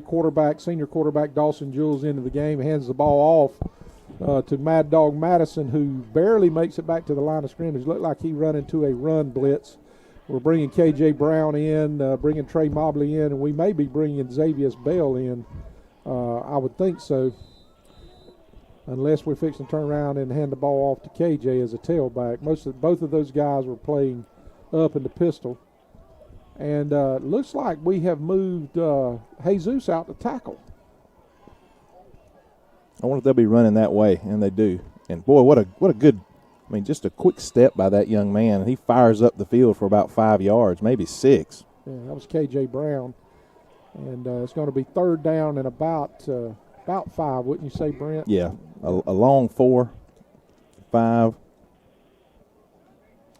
K.J. out to tackle. We've got Andrew Bloodworth on one side. Raiders on the area of the field where, again, a 4th down play would be possible here if we don't get the 1st down here, 3rd and 6 as they marked it. 7:40 on the clock. Especially with that last touchdown, put us up 3 scores. You're not afraid to go for it. You got Gondrick on an island out here, and he's going to throw to him. And it was just a great defensive play and a flag. There it is. You got 2 flags coming in. It's going to be interference. But their defensive secondary is not slouching. They're not. The man was right on his hip, and that's where he has to be against the. But it was what a great throw. I mean, it was there. It was perfect. Everything was perfect there. The timing, the guy just got too much. Got some jersey there or something. Well, it was one guy. You can question it, but when you got one coming from the back and the front that's throwing it on the sideline, where Dawson Jewell, quarterback, comes over to the sidelines getting plays from the coach. You're not going to signal this one in. 25 seconds still on the clock. 7 minutes and 29 seconds left in the 3rd quarter. 25 seconds on the play clock. Well, this coaching staff watched enough film of Legondrick. I'm just still. How surprised are you that they just left him out on the island with this guy? That's a lot of confidence they have in this corner. Oh, big tackle there by the linebacker in the backfield for a loss of about 1, maybe 2. Yeah, he's blitzed in from the side. They're not going to let us beat them running it. They're going to make us beat them throwing it. And I'll be honest with you, right here, just a little inside or outside wiggle move and Legondrick break in, that's 6. Yeah, he just breaks to the sideline and cuts back to the hash. And yes, sir. When he does, they're not going to be able to cover him. I'd run a post route right here, and I'd count that 6 points. And there it is, Rev. You called it. And he's unable to make it. I really wish the play would have been able to develop a little bit more. It would have been about an 8-yard gain. It wouldn't have been enough for the 1st down. Good coverage there. Yeah, it was good coverage. But it was catchable. Yeah, it was catchable. The post top route that I'm talking about right here is more of a up the field. Yeah, a little bit, not the quick slant. Yeah. But go up the field and then break about 10 yards and then break it towards the post and make a wiggle move. But they're playing man up. And it's 4th down. Jewell rolls out, and just not a very good effort there. And it's going to be, that was 3rd down and 11. Now it's going to be Fourth down for the Red Raiders, 4th and 11. It looks like we are going to punt here. 47-yard field goal attempt. Oh, and he can get it now. And he was see him hopping up and down as he's going out on the field. He's excited. He's good from 50-plus at practice, so we're going to see something fun here. Coach said last week that he wanted to give him an opportunity for a 50-yarder last week, but we were able to get that big first down and ended up scoring a touchdown late. But let's see here. This could be close to a Bacon County High School football record. We're going to have to get with Coach Thompson in the record books, but he sets it down on the 36. It's going to be almost a 47-yard field goal attempt. And here's a snap. It's good. And the kick is up, and it's got the distance. Is it good? And it is. Yeah. It's good from 47 yards. Are you kidding me? Hey. Are you kidding me? I believe we just saw a record-breaking kick, folks. I'm not kidding. I mean, and you heard it. Yeah. Unbelievable.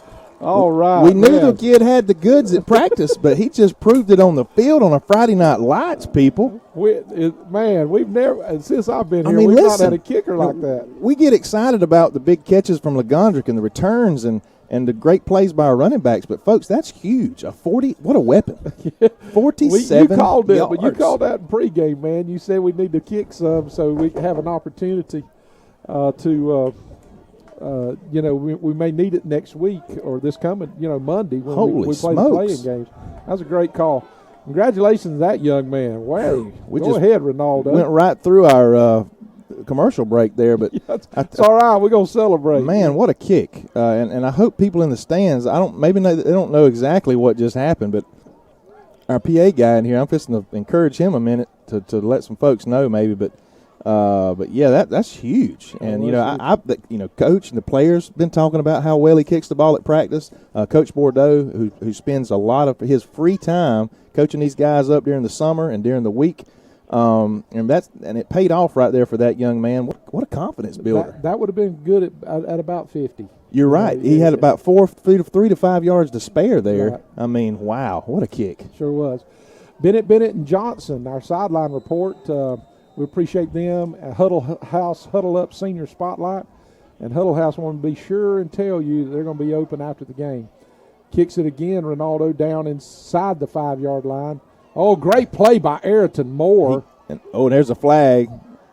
And somebody's got to make a tackle on the young man as he just bounces. I think he was a greased pig. It was just bouncing off of him. A pinball, just bouncing. You got to think there's going to be a hold or a block in the back here on the Tigers unless, I don't know, one of our guys has got his hands on his hips as if maybe it's possibly called against us. We're going to see here, Rev. Against them. Flag was thrown about the 25. They're going to mark it off against them. It's going to be first down from about the 10-yard line. Oh, man. 6 minutes, 22 seconds. Boy, we're coming down from that 40. I call it a 47-yard field goal. Let's give him 47. Ooh, it was boy. Close. Man, what a kick by that young man. I don't have any idea what the record is. I've been calling games here for about 6 or 7 years. If that's not it, I'll be shocked. It'll be very close. We had a kid, we called him, and Billy Parks was his name back in the early 90s when I was in school. They called him Pele. We didn't have soccer back then, obviously.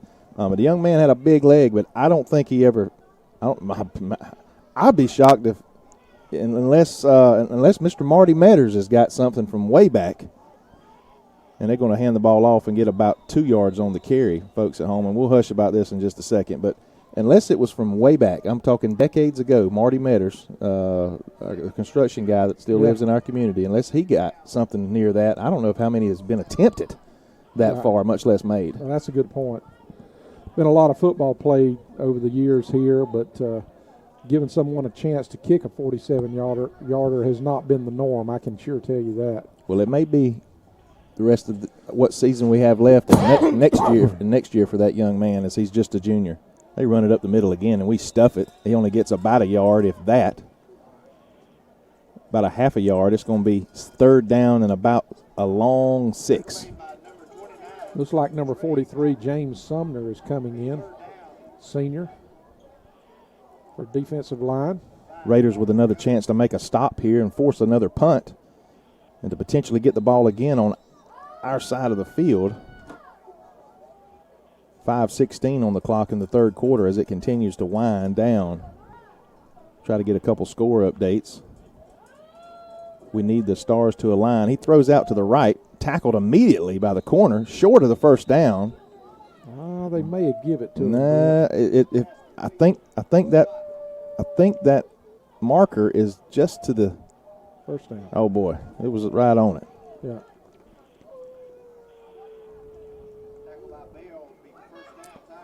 And it's going to be first down from the 20-yard line. 5:02 left in the third quarter.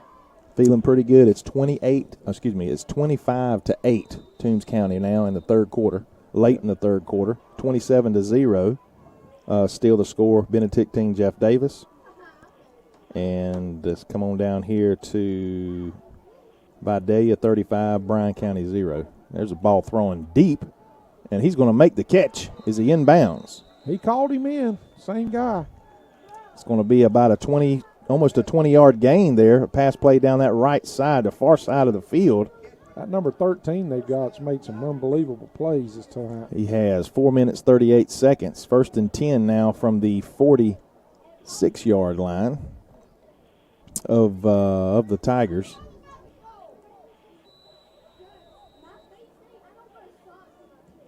Too wide to the top and the bottom for the Tigers. Shotgun, 4:38 on the clock. He passes out to, again, very similar play like we get it to Legondrick for about a 3-yard gain as we tackle him nearly immediately.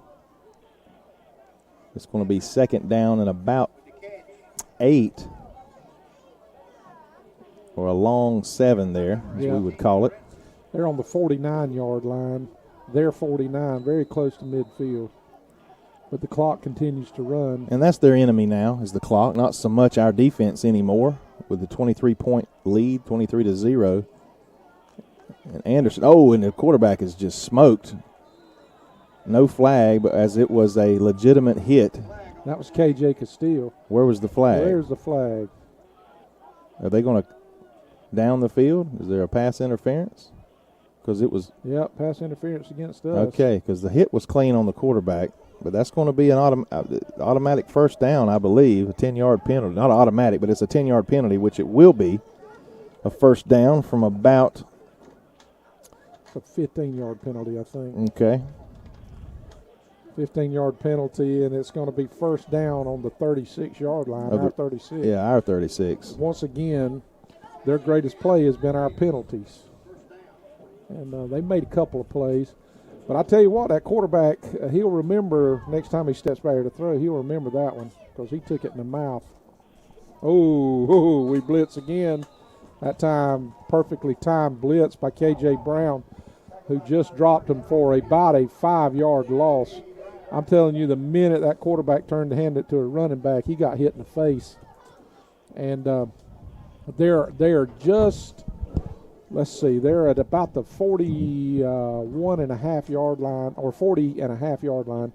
So they've got that was a loss of about 4 yards. 4 yards, so it'll be second and 14. KJ is walking or running through the linebackers, and he's calling out plays. And we're going to come up, and we're blitzing from the side. He dropped it. You don't call it incomplete? I'm surprised he didn't. I would have called that a completion compared to some of the others. Yeah. It's going to be incomplete pass. 3rd and 14 now. Another big opportunity for the Red Raiders. They're definitely in 4-down territory here. We need to play smart in the defensive secondary right here. Need to make sure that we play. I think I just heard the announcer say it was 34-0. 34-0 Benedictine, and we still looking at like a 25-8 score. Toombs over Swainsboro, and your Jeff Davis or your Bacon County Red Raiders now are leading Metter 23-0. 3:08 left. They're going to turn and just throw it up for grabs, and he's there, and it's going to be 6. How in the world we didn't know it was coming? I got no idea. Well, it's like the receivers were maybe they were confused at who they were going to. I don't know. I think it got mixed up in who was supposed to guard who there, as there was 2 receivers in the similar area. I know Shady's pretty upset about something. Not sure who's what happened? There was a mix-up there by somebody, obviously. Well, their play is they just run the receivers straight down the field and they throw it up, and we either get an interference or they catch it or it's an incomplete ball. And that's basically the sum total of what their offensive plays are tonight. 6-0, or 23-6 with 3 minutes dead up left in the third quarter. They're going to go for 2, so evidently they're going to try to get within striking distance in case they can score a couple in the fourth quarter. This game's not over. We're going to need to come out, and they drop the ball, and then we pick it up. It's going to be dead there, 23-6. That's going to be the end of that play. We're going to receive the kickoff immediately following this Burt CPA timeout. You're listening. In this moment, it doesn't matter if you save money in 15 minutes. It doesn't matter if your neighbor has the same insurance that you do. What matters right now is the quality of your independent insurance agent. Glad you're okay, Sarah. We'll take care of everything. And the company that stands behind them. Thanks so much for your help. No problem. Auto Owners Insurance. Bennett and Johnson Insurance Agency in Alma is your local independent auto owners insurance agency.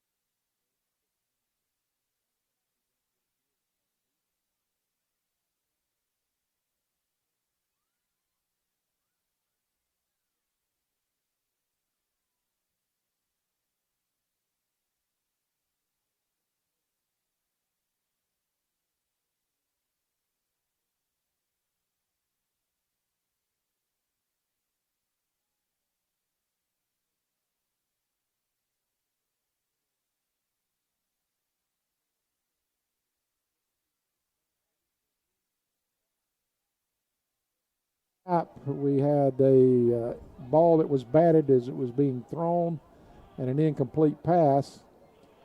And all of those things, we're down to 52 seconds left.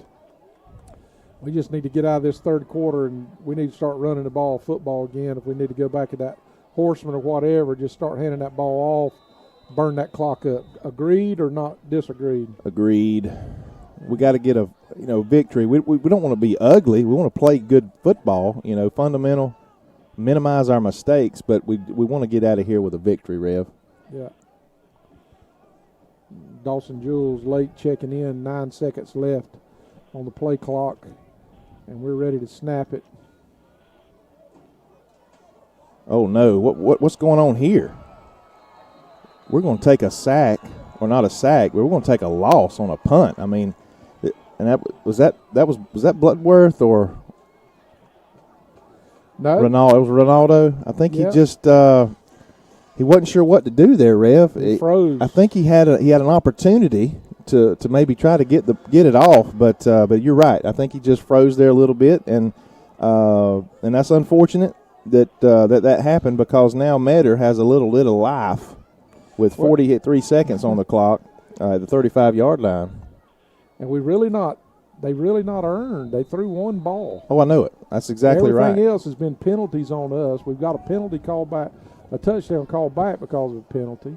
And now we do something like this rather than just punt the ball. And there's the handoff to the little shifty back, and somebody's got to bring him down after about a 5-yard gain. It's going to be 2nd and 5 with 35 seconds as it continues to tick down. Yeah, I'm a little I think Ronaldo was going to try to do a rugby-style kick, and he run right into a defender is what happened. I think you're exactly right. It wasn't so much a hesitation. He was a little surprised at the guy being there. And there's another cut back up the middle by their tailback, and he's going to push for a first down, it appears, if he marks it on his right foot. Yep. It's going to be 1st and 10. 8 seconds remaining. Castile on the tackle for the Raiders. And when they crank it, they may get out of here, or we may get the fourth quarter. Yeah, I don't believe, gonna get it done. and I don't know why they'd try to get another play in with 2 seconds, and it's going to wind all the way down. We're going to take a break. When you come back, we'll be listening to the fourth quarter. We're going to take a break.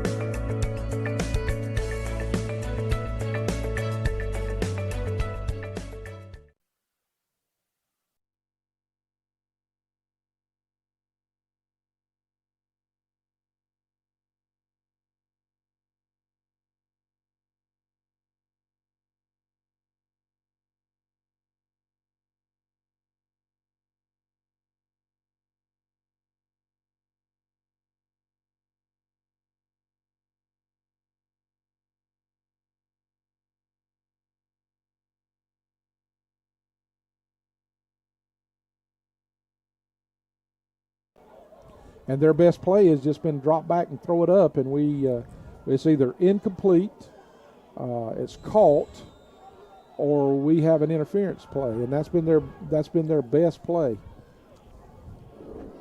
And they are protecting, so they're going to go. Going to bring a guy in motion. They're going to hand it to him. He's got a lot of edge out here. He's quick. He may score. No, we're going to drag him down at about the 6-yard line. He's going to call him out at the 5.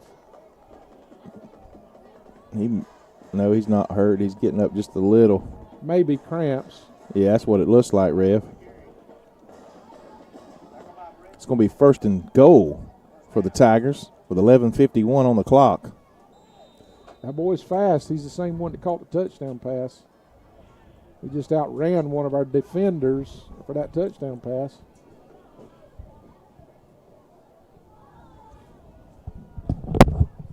And the quarterback takes the snap. He's going to turn and hand it. We got him pinned.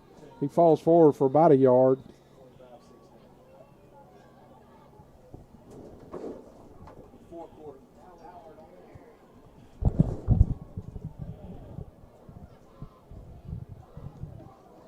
And their quarterback gets the play from his coach, runs all the way back across the field. And we just crank it. So they got plenty of time on the play clock. 11, right at around 11 minutes on the clock. Hannon, they got an open, great coverage. Oh boy, what a great play by close. I mean, that hole, it was a hole there momentarily, but it closed quickly by our linebackers. Cam Preston made a great play then. And he's a guard. Yeah. And he's about 175-pound guard. He sure closed good on that one. I sure am wanting to drive to Vidalia this coming Monday night. I sure am. It's a off day for the kids. It's a planning day for the teachers, a professional day. Can y'all plan a win in there somewhere? We're going to try.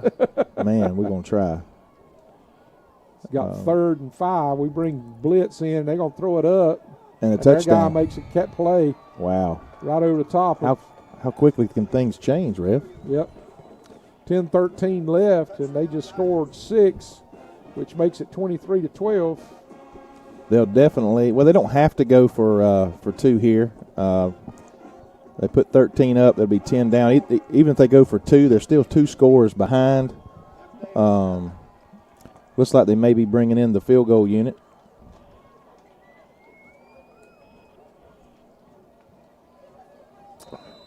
They're looking for a kicker. There he comes. Here he comes, and he throws the ball off the sideline. It's 23-12 with 10-13. They're going to try to stick another number on the board there, make it 13.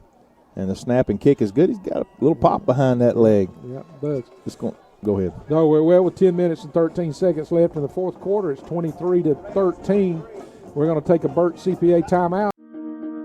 In this moment, it doesn't matter if you save money in 15 minutes. It doesn't matter if your neighbor has the same insurance that you do. What matters right now is the quality of your independent insurance agent. Glad you're okay, Sarah. We'll take care of everything. And the company that stands behind them. Thanks so much for your help. No problem. Auto Owners Insurance. Bennett Bennett & Johnson Insurance Agency in Alma is your local independent auto owners insurance agency. Come by and see us. We're open all night after the game. This is Bacon County Red Raider football on 93.5 The Eagle. Welcome back, everybody. Metter's about to kick the ball off to us, and we're expecting anything right here. I don't know if we're going to get a pooch kick, if we're going to get a onside kick, or if they're going to try to kick it deep. But anything can happen. 10-point lead. We can't afford any more mistakes. What I tell you, maybe 3 mistakes I thought we could give. We've given up 2 mistakes. And there is the onside kick. And thank the goodness that it got out of bounds, because he just about just grabbed it and ran the other way with it, Rev. That was just, I'm glad the sideline was right there. Our guys, and you know they work on this stuff, but there's been 2 or 3 onside kick attempts by other teams that's been successful, and it's just like our kids, they kind of freeze a little bit. They're not sure exactly what to do. They're not sure what to do. Just then, rather than come out and just catch the ball and take the lick, you got to go get it. That's right. I mean, you got to go and get it, and I know they're being coached that. I know they are. Yeah, they sure they are. They've just got to make that decision. But nonetheless, the Raiders take over here, and they're in that horseman power package here. Yeah, we're fixing to put our best against their best. And Madison cuts it back to the left side, and he's not that type of a back. And again, but he got all of about 3 yards on his own, maybe 4 yards, Rev. Yeah, close to 5. He cuts it back to this left side, as it seemed it looked like a slant to the right by our offensive line. He's going to get a break, and Bell's going to come in. I'm not sure. Maybe they're kind of pointing, talking to him. Maybe we need you to run this way or run that way. We don't need to rush it right here. We need to let this clock run a little bit. Oh, yeah, we need to take that, milk it down to about 5 seconds, and now it's only at 15. And Bell, he's going to cut it up the middle, but he's going to be stopped at the line of scrimmage. Yeah, we got to take some more time off this clock. That's where we've been all for the last quarter and a half. We've been 3rd and 3, 3rd and 4, 3rd and 5, and we've tried to throw for it. And their defensive secondary is not bad. They're not bad, and they're keeping us from completing. They're just playing us man to man. They're saying, our defensive secondary is better than your receivers, and that's the way they're playing. And they're not playing very deep off the ball. They're going to make us earn every bit of it. 3rd and 3, 8:51 left in this ball game. He hands it to Madison, and Madison's going to lean forward, close to a first down, but I believe he got it, Rev. I'm looking. It's almost right in front of me and Carson here. Let's see. There may be a measurement here. I think he's gonna measure. Wow, I think we got it. If we don't, right. it's an inch away. It literally may be the tip of the ball. This is very big, guys. We're going to stay here. We're not going to take a break. We're going to let you have to deal with the drama like we are. Yeah, just a right couple. now. It may be the distance between the stripe on the ball and the tip of the ball. That's a good call. I'll take it. We're about to see here as they line it up. We got a real favorable spot, in my opinion. Yep. Yes, sir. That's nearly by a ball length. Yeah. That's just. Boy, I'll take that. Well, we needed it with 8:38. First down for the Red Raiders. We can take at least a couple more minutes off the clock. Yeah. Potentially, but another, a couple more first downs. Number one, it's going to bleed the clock. And that's that we said earlier in the last drive. That's their enemy. Is not so much our defense, but it is the clock. Especially if we can get a couple more first downs here. We're running players on and off, and this is okay with me. Absolutely. We're down to 17 seconds on the play clock. It's okay if we get down 2 or 3 seconds before we snap the ball. 10 seconds on the play clock. Cooper looks it over. We're about ready to take the snap. We're down to 5. And that's a great play. And Madison's going to go right straight up the middle for 5, 6. Yeah, and he's holding on to that football. Yes, sir, because they're in there trying to strip it. And to me, they need to blow the whistle a little bit quicker. Forward Progress quit about 2 seconds prior to that. And number one, that just keeps – I don't like this rule. I was watching some college ball, and as long as their feet are moving, they don't blow the whistle. I mean, they could do a cakewalk dance all the way down the field. But you're risking injury, and folks getting mad at each other, and they're pulling and tugging and pinching and poking. Know what's going on up in the middle. So when Forward Progress stops, immediately they should blow the whistle. 7:35 left. Still, we got 12 seconds when we take the snap. Not running quite enough time off. And we didn't get any gain then. It's going to be 3rd and about 4. Well, when we line it up, and I don't know if I want us to pass it, but when we line up like that, they're going to put 9 in the box and fill the gaps. Like you said a while ago, put their best against our best and see what happens. But we've been able to take an additional 2 minutes off the clock with that first down. Yeah, and that's huge. And we should be able to flip the field if we get a punt off. That's if we don't get a first down here, and that's if Coach Langford decides to punt.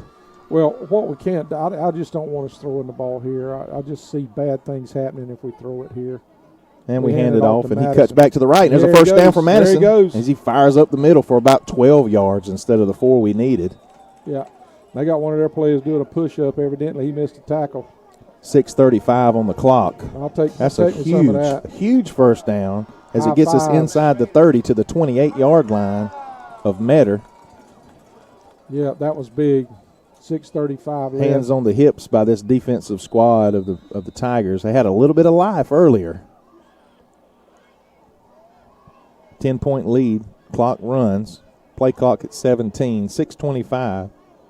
Yeah, we just need to take our time here. Don't get in a hurry. Final 41-0. Benedictine over Jeff Davis, as that was a running clock.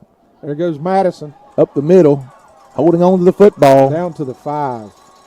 another, you called it earlier, Rev. Again, we haven't played perfect by no means tonight, but you called that Madison was going to have a big night, and he certainly has. Yeah. And part of it has to do with big number 75 back on that field. Well, there was 2 guys that I felt like we just couldn't afford to lose. We can't afford to lose any of them.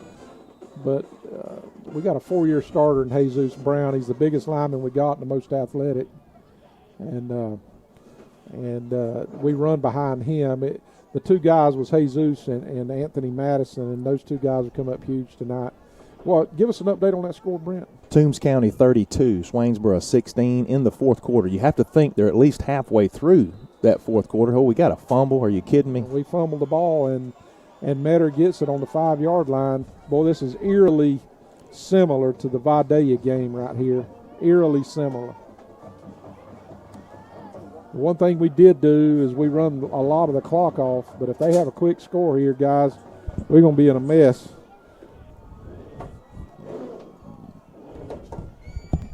We just couldn't afford to fumble, the one thing we couldn't afford to do, and we do it.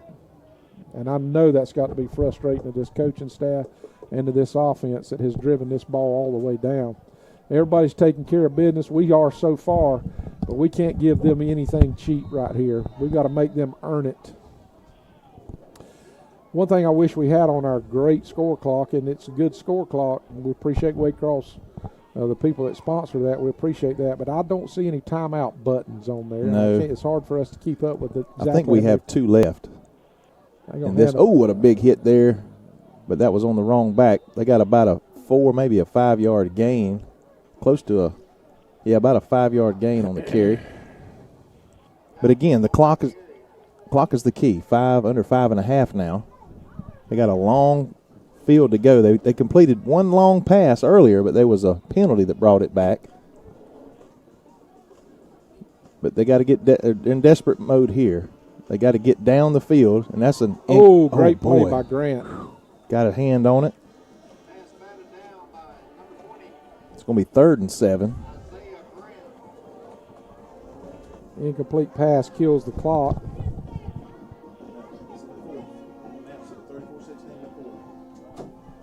We've got 3rd down now, and looks like it's 3rd from about the 9-yard line. 3rd and 6.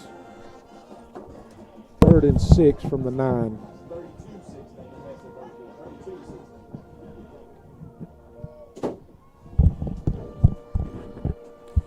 And they may be trying to go to number 13 out here. He's the one that's been their big play receiver. May not. He's the single setback. They throw to that right side. Nobody's there. Yeah. It's going to be 4th down and 7. That's a big play here for Metter. They're going to try to punt it right here, and that's good news for us. Thank God for our defense. It's making us feel a lot better. Things are happening our way right now if we don't, if we can just hold and secure the ball. Yeah. I'm very happy with the fact that we're going to have a play-in game, hopefully, but I'm not at all happy the way we've played the last 2 quarters. Yeah. And I'm sure the coaches know. No, there's. And they fall it. We're going to maybe it's a touchdown for the Red Raiders, and that's going to do it. I hope that's going to do it with an extra point. It'll be 30-13. It's been a night of missed opportunities for the Red Raiders, as well as this Metter team have struggled just a bit. That young man's awfully nervous. He's hoping for a good snap. He's standing in the middle of the end zone, and the ball is snapped to his feet, and he just, there was nothing he could do. He almost fell on it. He literally thought about it. He was like, oh, wait a minute. But it'd been better if he had and took the safety. Yeah. Gave us the 2 points. It's been a full moon night. Would you agree with that? I agree, and that moon is high, and it's beautiful. I tell you, the deer will be walking tonight. I'm not sure how many will be shot in the morning, but. And we call a timeout. We've got some personnel issues. So we're going to take a timeout here in the extra point, and Coach Langford's walked out to the 20-yard line with his hands on his hips. He's a little bit frustrated. He's tired of seeing.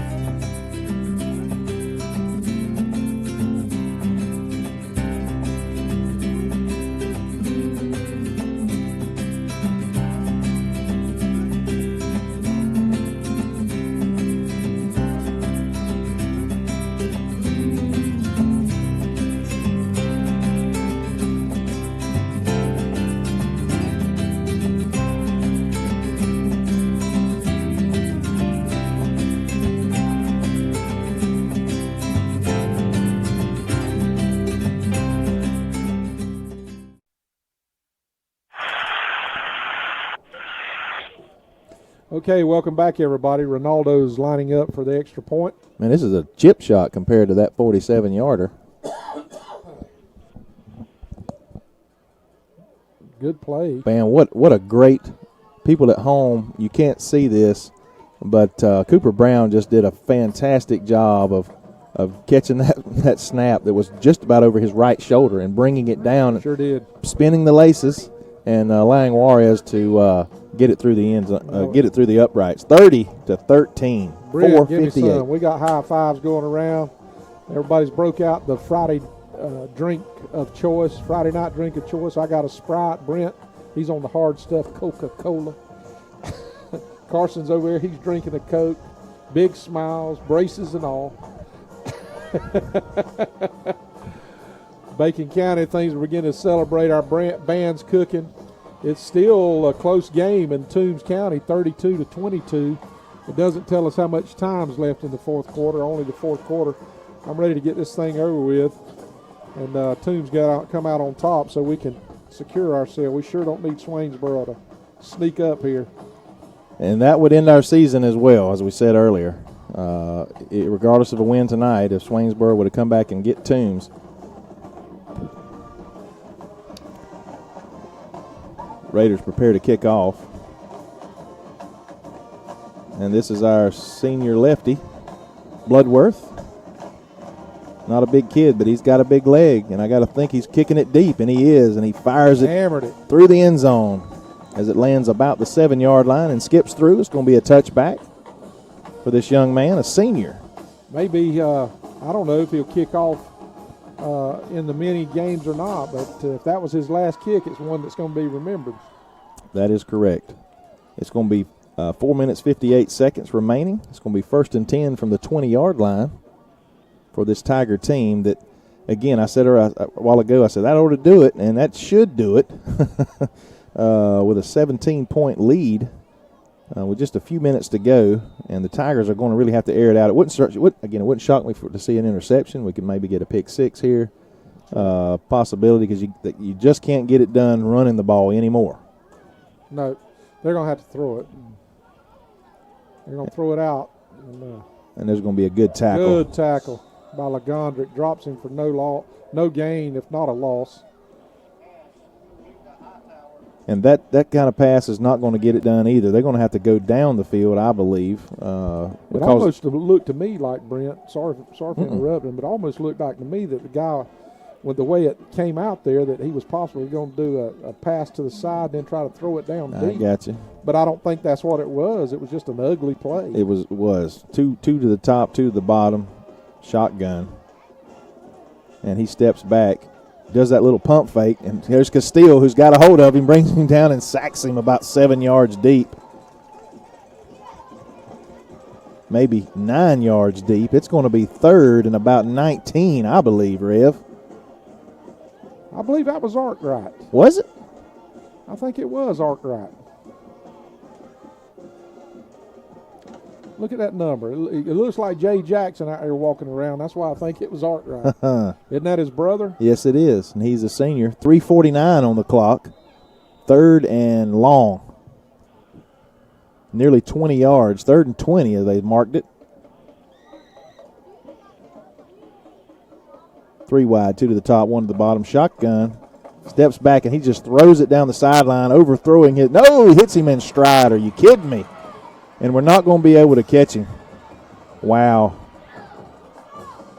I don't know how we let people just run right down the middle of the field wide open like that. I don't know, but that was a perfect pass. I thought he overthrew him. You got one of the tallest receivers on the field just stretching his hands out and making the play. And, man, that looked like the Swainsboro team that came in here a few weeks ago.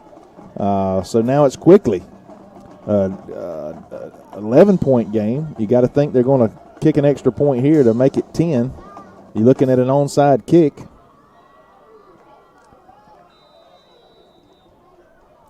Looks like we were just told by a reputable informant, somebody on site, there's less than a minute to go at the Toombs County Swainsboro game, and it's still a 10-point game, 32-22. Looks like Toombs is going to get the job done for the Red Raiders.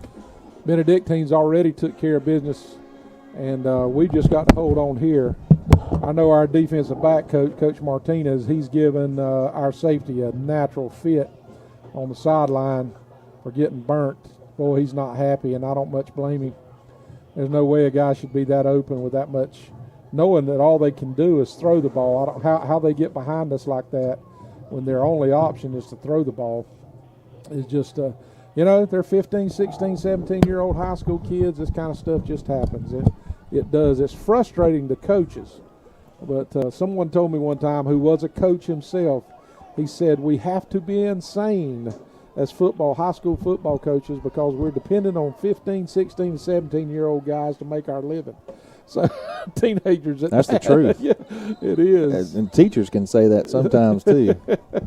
Hey. And there is the onside kick, and somebody's got to fall on it, and we do. And that, Rev, ought to get it done with 3:22. Well, I don't know how much timeouts, how many timeouts that they've got. Well, the Raiders have called 2, I believe.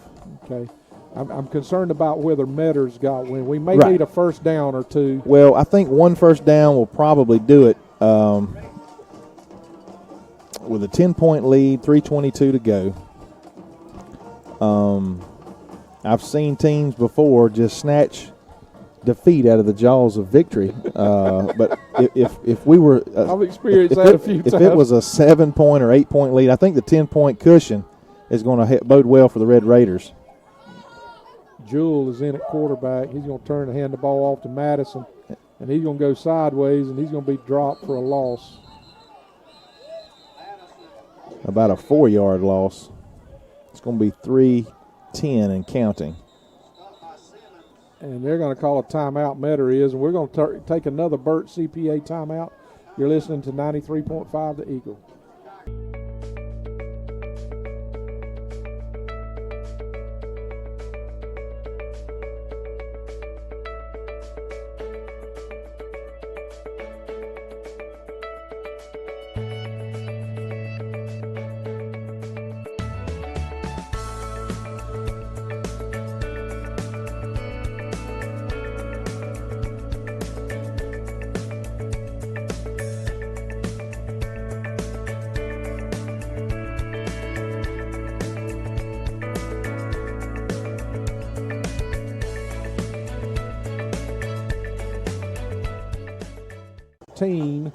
From our own 45-yard line. We're near midfield, but we need to be running the ball, north and south at this time. And that's the way the play was designed. Anthony just tried to bounce it outside, and they were waiting for him. They don't appear to have any fear of us throwing the ball.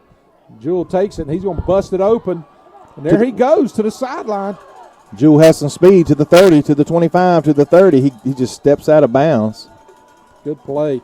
And that may have iced it. That might have iced it for the Red Raiders. If nothing else, it flipped the field. 2:56. Yeah. We got down here earlier, Rev, and fumbled the ball. It's true. So 2:56 on the clock. Jewell with a 50-yard scamper. That was a great play by Jewell. Great read. And they were just selling out. This team's selling out to stop Madison. Great play call, as that was an obvious keep.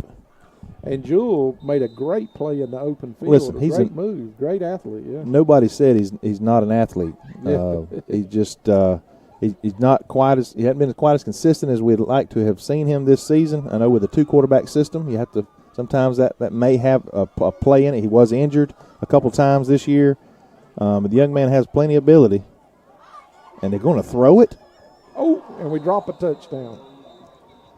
That was a surprise to all of us, including Metter, and maybe a surprise to the receiver because he dropped it. But that would have been the icing on the cake for sure with 2:52. What I don't like is the clock stops now. Yeah. With 2:52. Well, the coach knows, and everybody in the stadium. The coach knows that everybody in the stadium is expecting Madison to get the ball. We just run Jewell. So what do? We do something they're not expecting, which was a pass, right? Which was open, and you couldn't have walked out there and put it in his hands any better than what that one was. Well, you got to think here that the Metter coach is not going to call any more timeouts. I just don't think he's in the position of the field. We hand the ball off. Jewell keeps it again. And these guys are going to be gunning for him, and he does get out of bounds, which I don't like. I'd rather him slide down because the clock's going to stop again with 2:45. Is there a late hit? No, it must be a call against them. That's what their coach is way out on the field.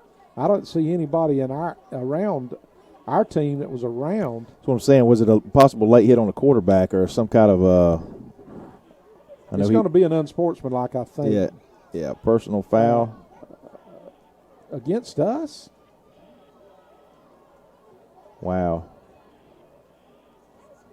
Maybe that's what their coach was mad about. One of our guys did something to one of his players, but I sure didn't see it. I think they called a targeting call or a crackback block. That's the new call. That's what that beating your fist in the middle of your chest is about, you know. That's kind of harsh. I'm not again, we didn't see it for those of you on the radio. We don't know what to explain to you. We know it's going to be 3rd and 10. Well, actually, it's going to be 2nd and 20. Yeah, I see the stick now. 2nd and 19 anyway. And we just need to run the ball and run the clock. And Bell gets the carry. He hops and skips up the middle for about 4, maybe 5 before the whistle blows.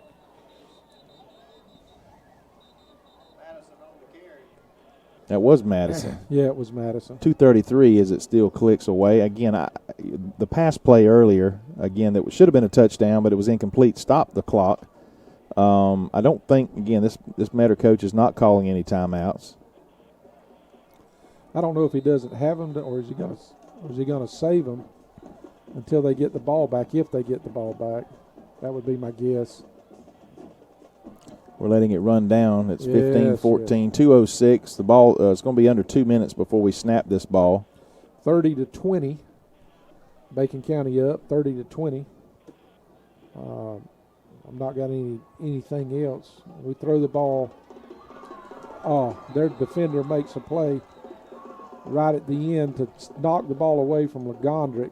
I got to think we're going to attempt another field goal here. Let's give Juarez another chance here.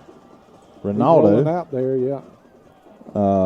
Which may not be a bad play. The ball's on the 16, plus 7. That's 23. Plus 10. Plus 10. It's going to be a 33-yarder. Boy, you in the wrong classroom. You're in the technology classroom. You need to be in the math class. Hey, I teach science, technology, engineering, mathematics, STEM program. Congratulations. Hey. He's going to set up. The ball's going to be spotted right on the 25-yard line, so we're roughly right close to the 35 or 25. It's going to be a 35-yard attempt by Ronaldo. He's already hit a big 47-yarder. Here's the snap, and the hold is good, and the kick is up. And was it tipped, and is it in? It is. It's good from 35 yards by Ronaldo. That's 6 points on the board for him, 33-20. Man, what a night for this young man. And I believe in my heart he's a record setter. He may be. I think we need to get that football. We're going to have to. He's got to sign it, date it, and all that good stuff. We're going to put it in the trophy box. 32-22, Swainsboro is defeated by Toombs. Final. So there we go, and we're up with 3 scores. 32, Swainsboro 22. So the Stars did align tonight for the Red Raiders, it appears, Rev, unless something absolutely nuts happens here. We're talking about a kick return for a touchdown, an onside kick, and another touchdown for them to win. And stranger things have happened, but barring something crazy, we're going to be preparing for a mini game over this weekend. And one thing I want to mention to the people out there we haven't talked about is what happens if we do make the playoff. We'll get that 4 spot. I'm almost positive we'll be in Thomasville. Well, they were losing early, 14-7. You know what I said earlier, that game may have counted to determine who would take that region. It's either going to be. Let me put it like this: it's going to be Thomasville or Fitzgerald. The thing is did Brooks beat Fitzgerald? I think Fitzgerald beat Brooks. What a kick down to the 5-yard line! Boy, he's got an opening. Oh goodness! Is anybody there to tackle him? Oh, there he goes. He's gone. Yeah. He's down to the 40, to the 30, to the 20. Is there a flag? Touchdown. He has run it all the way back. And I just did I jinx this, Rev? You just know you've been calling this game long enough to know what we are capable of sometimes. It's going to be 26 to 33 with 1:28 to go in this game, and the Raiders just can't put them away. And I know I see Coach Langford down there on the sideline. He's just like, what do we have to do? Somebody's got to make a play. Fastest player on their team receives it. And he was gone. You called it before he even got through our midline. He actually didn't hit the most open hole. There was a place you could have drove a semi through if he'd have turned it up. I tell you what, I'm not going to talk any more about this mini game situation or playoffs until this game is triple zeros and we have the victory, Rev. 33 to 26, they're going to attempt an extra point to bring it within 6. And you know what's coming. The onside kick. And we've not been real good at that this year. Nope, we sure haven't.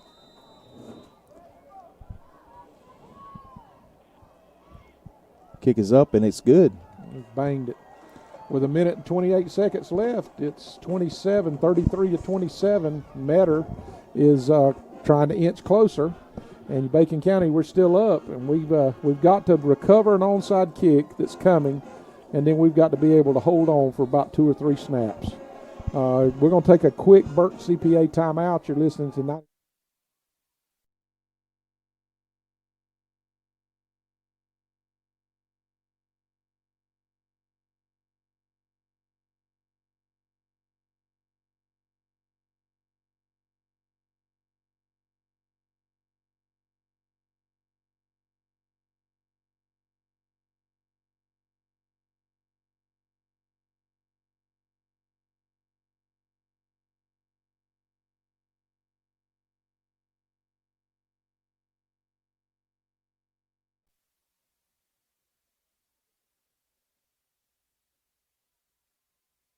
Okay, welcome back, everybody. We've got our hands team on the field.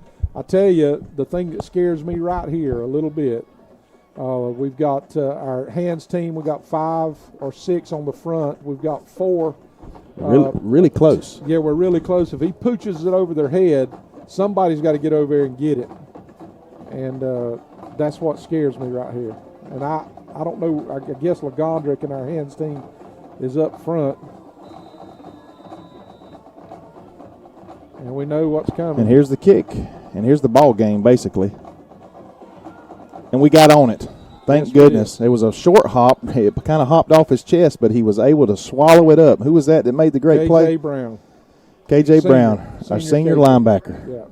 And I tell you, my heart rate went up there, Rev. I was just a little bit nervous. I'm not going to lie, because I know how things. You never know how that crazy ball is going to bounce. My goodness. 1:24 on the clock, 33 to 27. It looks like the Red Raiders Don't say it. Don't say it. I'll just talk about the game tomorrow against Georgia and South Carolina. Talk about something else. Wow. Let's don't say what they're going to do. That's right. It's crazy. It's full moon. I mean, I don't know. Turn around. Don't even hand the ball off. Just too wide. Snap to the quarterback. We do hand it off. He comes up the middle, wide open for about a 10-yard gain. The clock's going to stop to move the chains, which I don't like. Minute 16. I'm like you. Just snap it to the quarterback.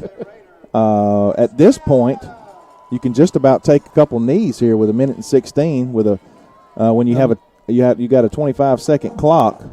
I just don't know if Metter.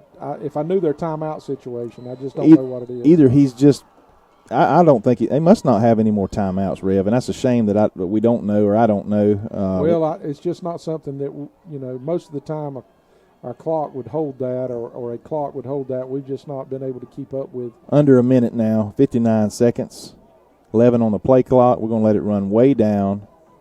I don't think they can stop it again. And if so, why don't we just take a knee if that's the case? I would think if they don't have timeouts. Going to get us for delay a game? It's either, the guy in the backfield of the defense usually watches that clock. Delay a game, 47.9. So we are going to have to snap it. It was snapped. It was snapped very close. Yeah, we snap it 2 more times, the game's over. Yeah. And I don't know why we would hand it off at this point. Just quarterback gets it, takes a knee, and be done with it, right? With a 25-second clock, and we're under 50 seconds. Yeah. And if he hasn't called a timeout already, he's not going to, or he doesn't have any. So the Red Raiders should advance to a mini game on Monday. What I was about to say earlier is we won't play that round 1 playoff game until Saturday. So we need to be thinking about that. Both coaches, and there's a big run there by the running back as he gets out of bounds. I don't know, with 40 seconds. We may have gotten a first down, but no, we didn't get a first down. We got about 7 yards on the carry, I'm sorry, as it was 2nd and 14. But going out of bounds was not the thing we wanted. But both coaches would have to agree to play on Friday night. And I'm almost positive Coach Langford, if we advance from the mini game, would not agree to playing Friday to better prepare, and the game would be next Saturday. And there's a handoff to the tailback to the right side, and he just got to hold on to the ball. Yep. 34 seconds. It's going to stop because I believe we got a first down. Boy, just can't get out of here, can we? We cannot. It's a first down for the Red Raiders, but we want that time to expire. Those 000s I was talking about. 33-27. It looks like we're going to call a timeout. While we're calling a timeout, I want to take this opportunity to thank ATC for all that they do for us. Bennett and Johnson were our sideline report this year. In this moment, it doesn't matter if you save money in 15 minutes. It doesn't matter if your neighbor has the same insurance that you do. What matters right now is the quality of your independent insurance agent. Glad you're okay, Sarah. We'll take care of everything. And the company that stands behind them. Thanks so much for your help. No problem. Auto Owners Insurance. Bennett and Johnson Insurance Agency in Alma is your local independent auto owners insurance agency.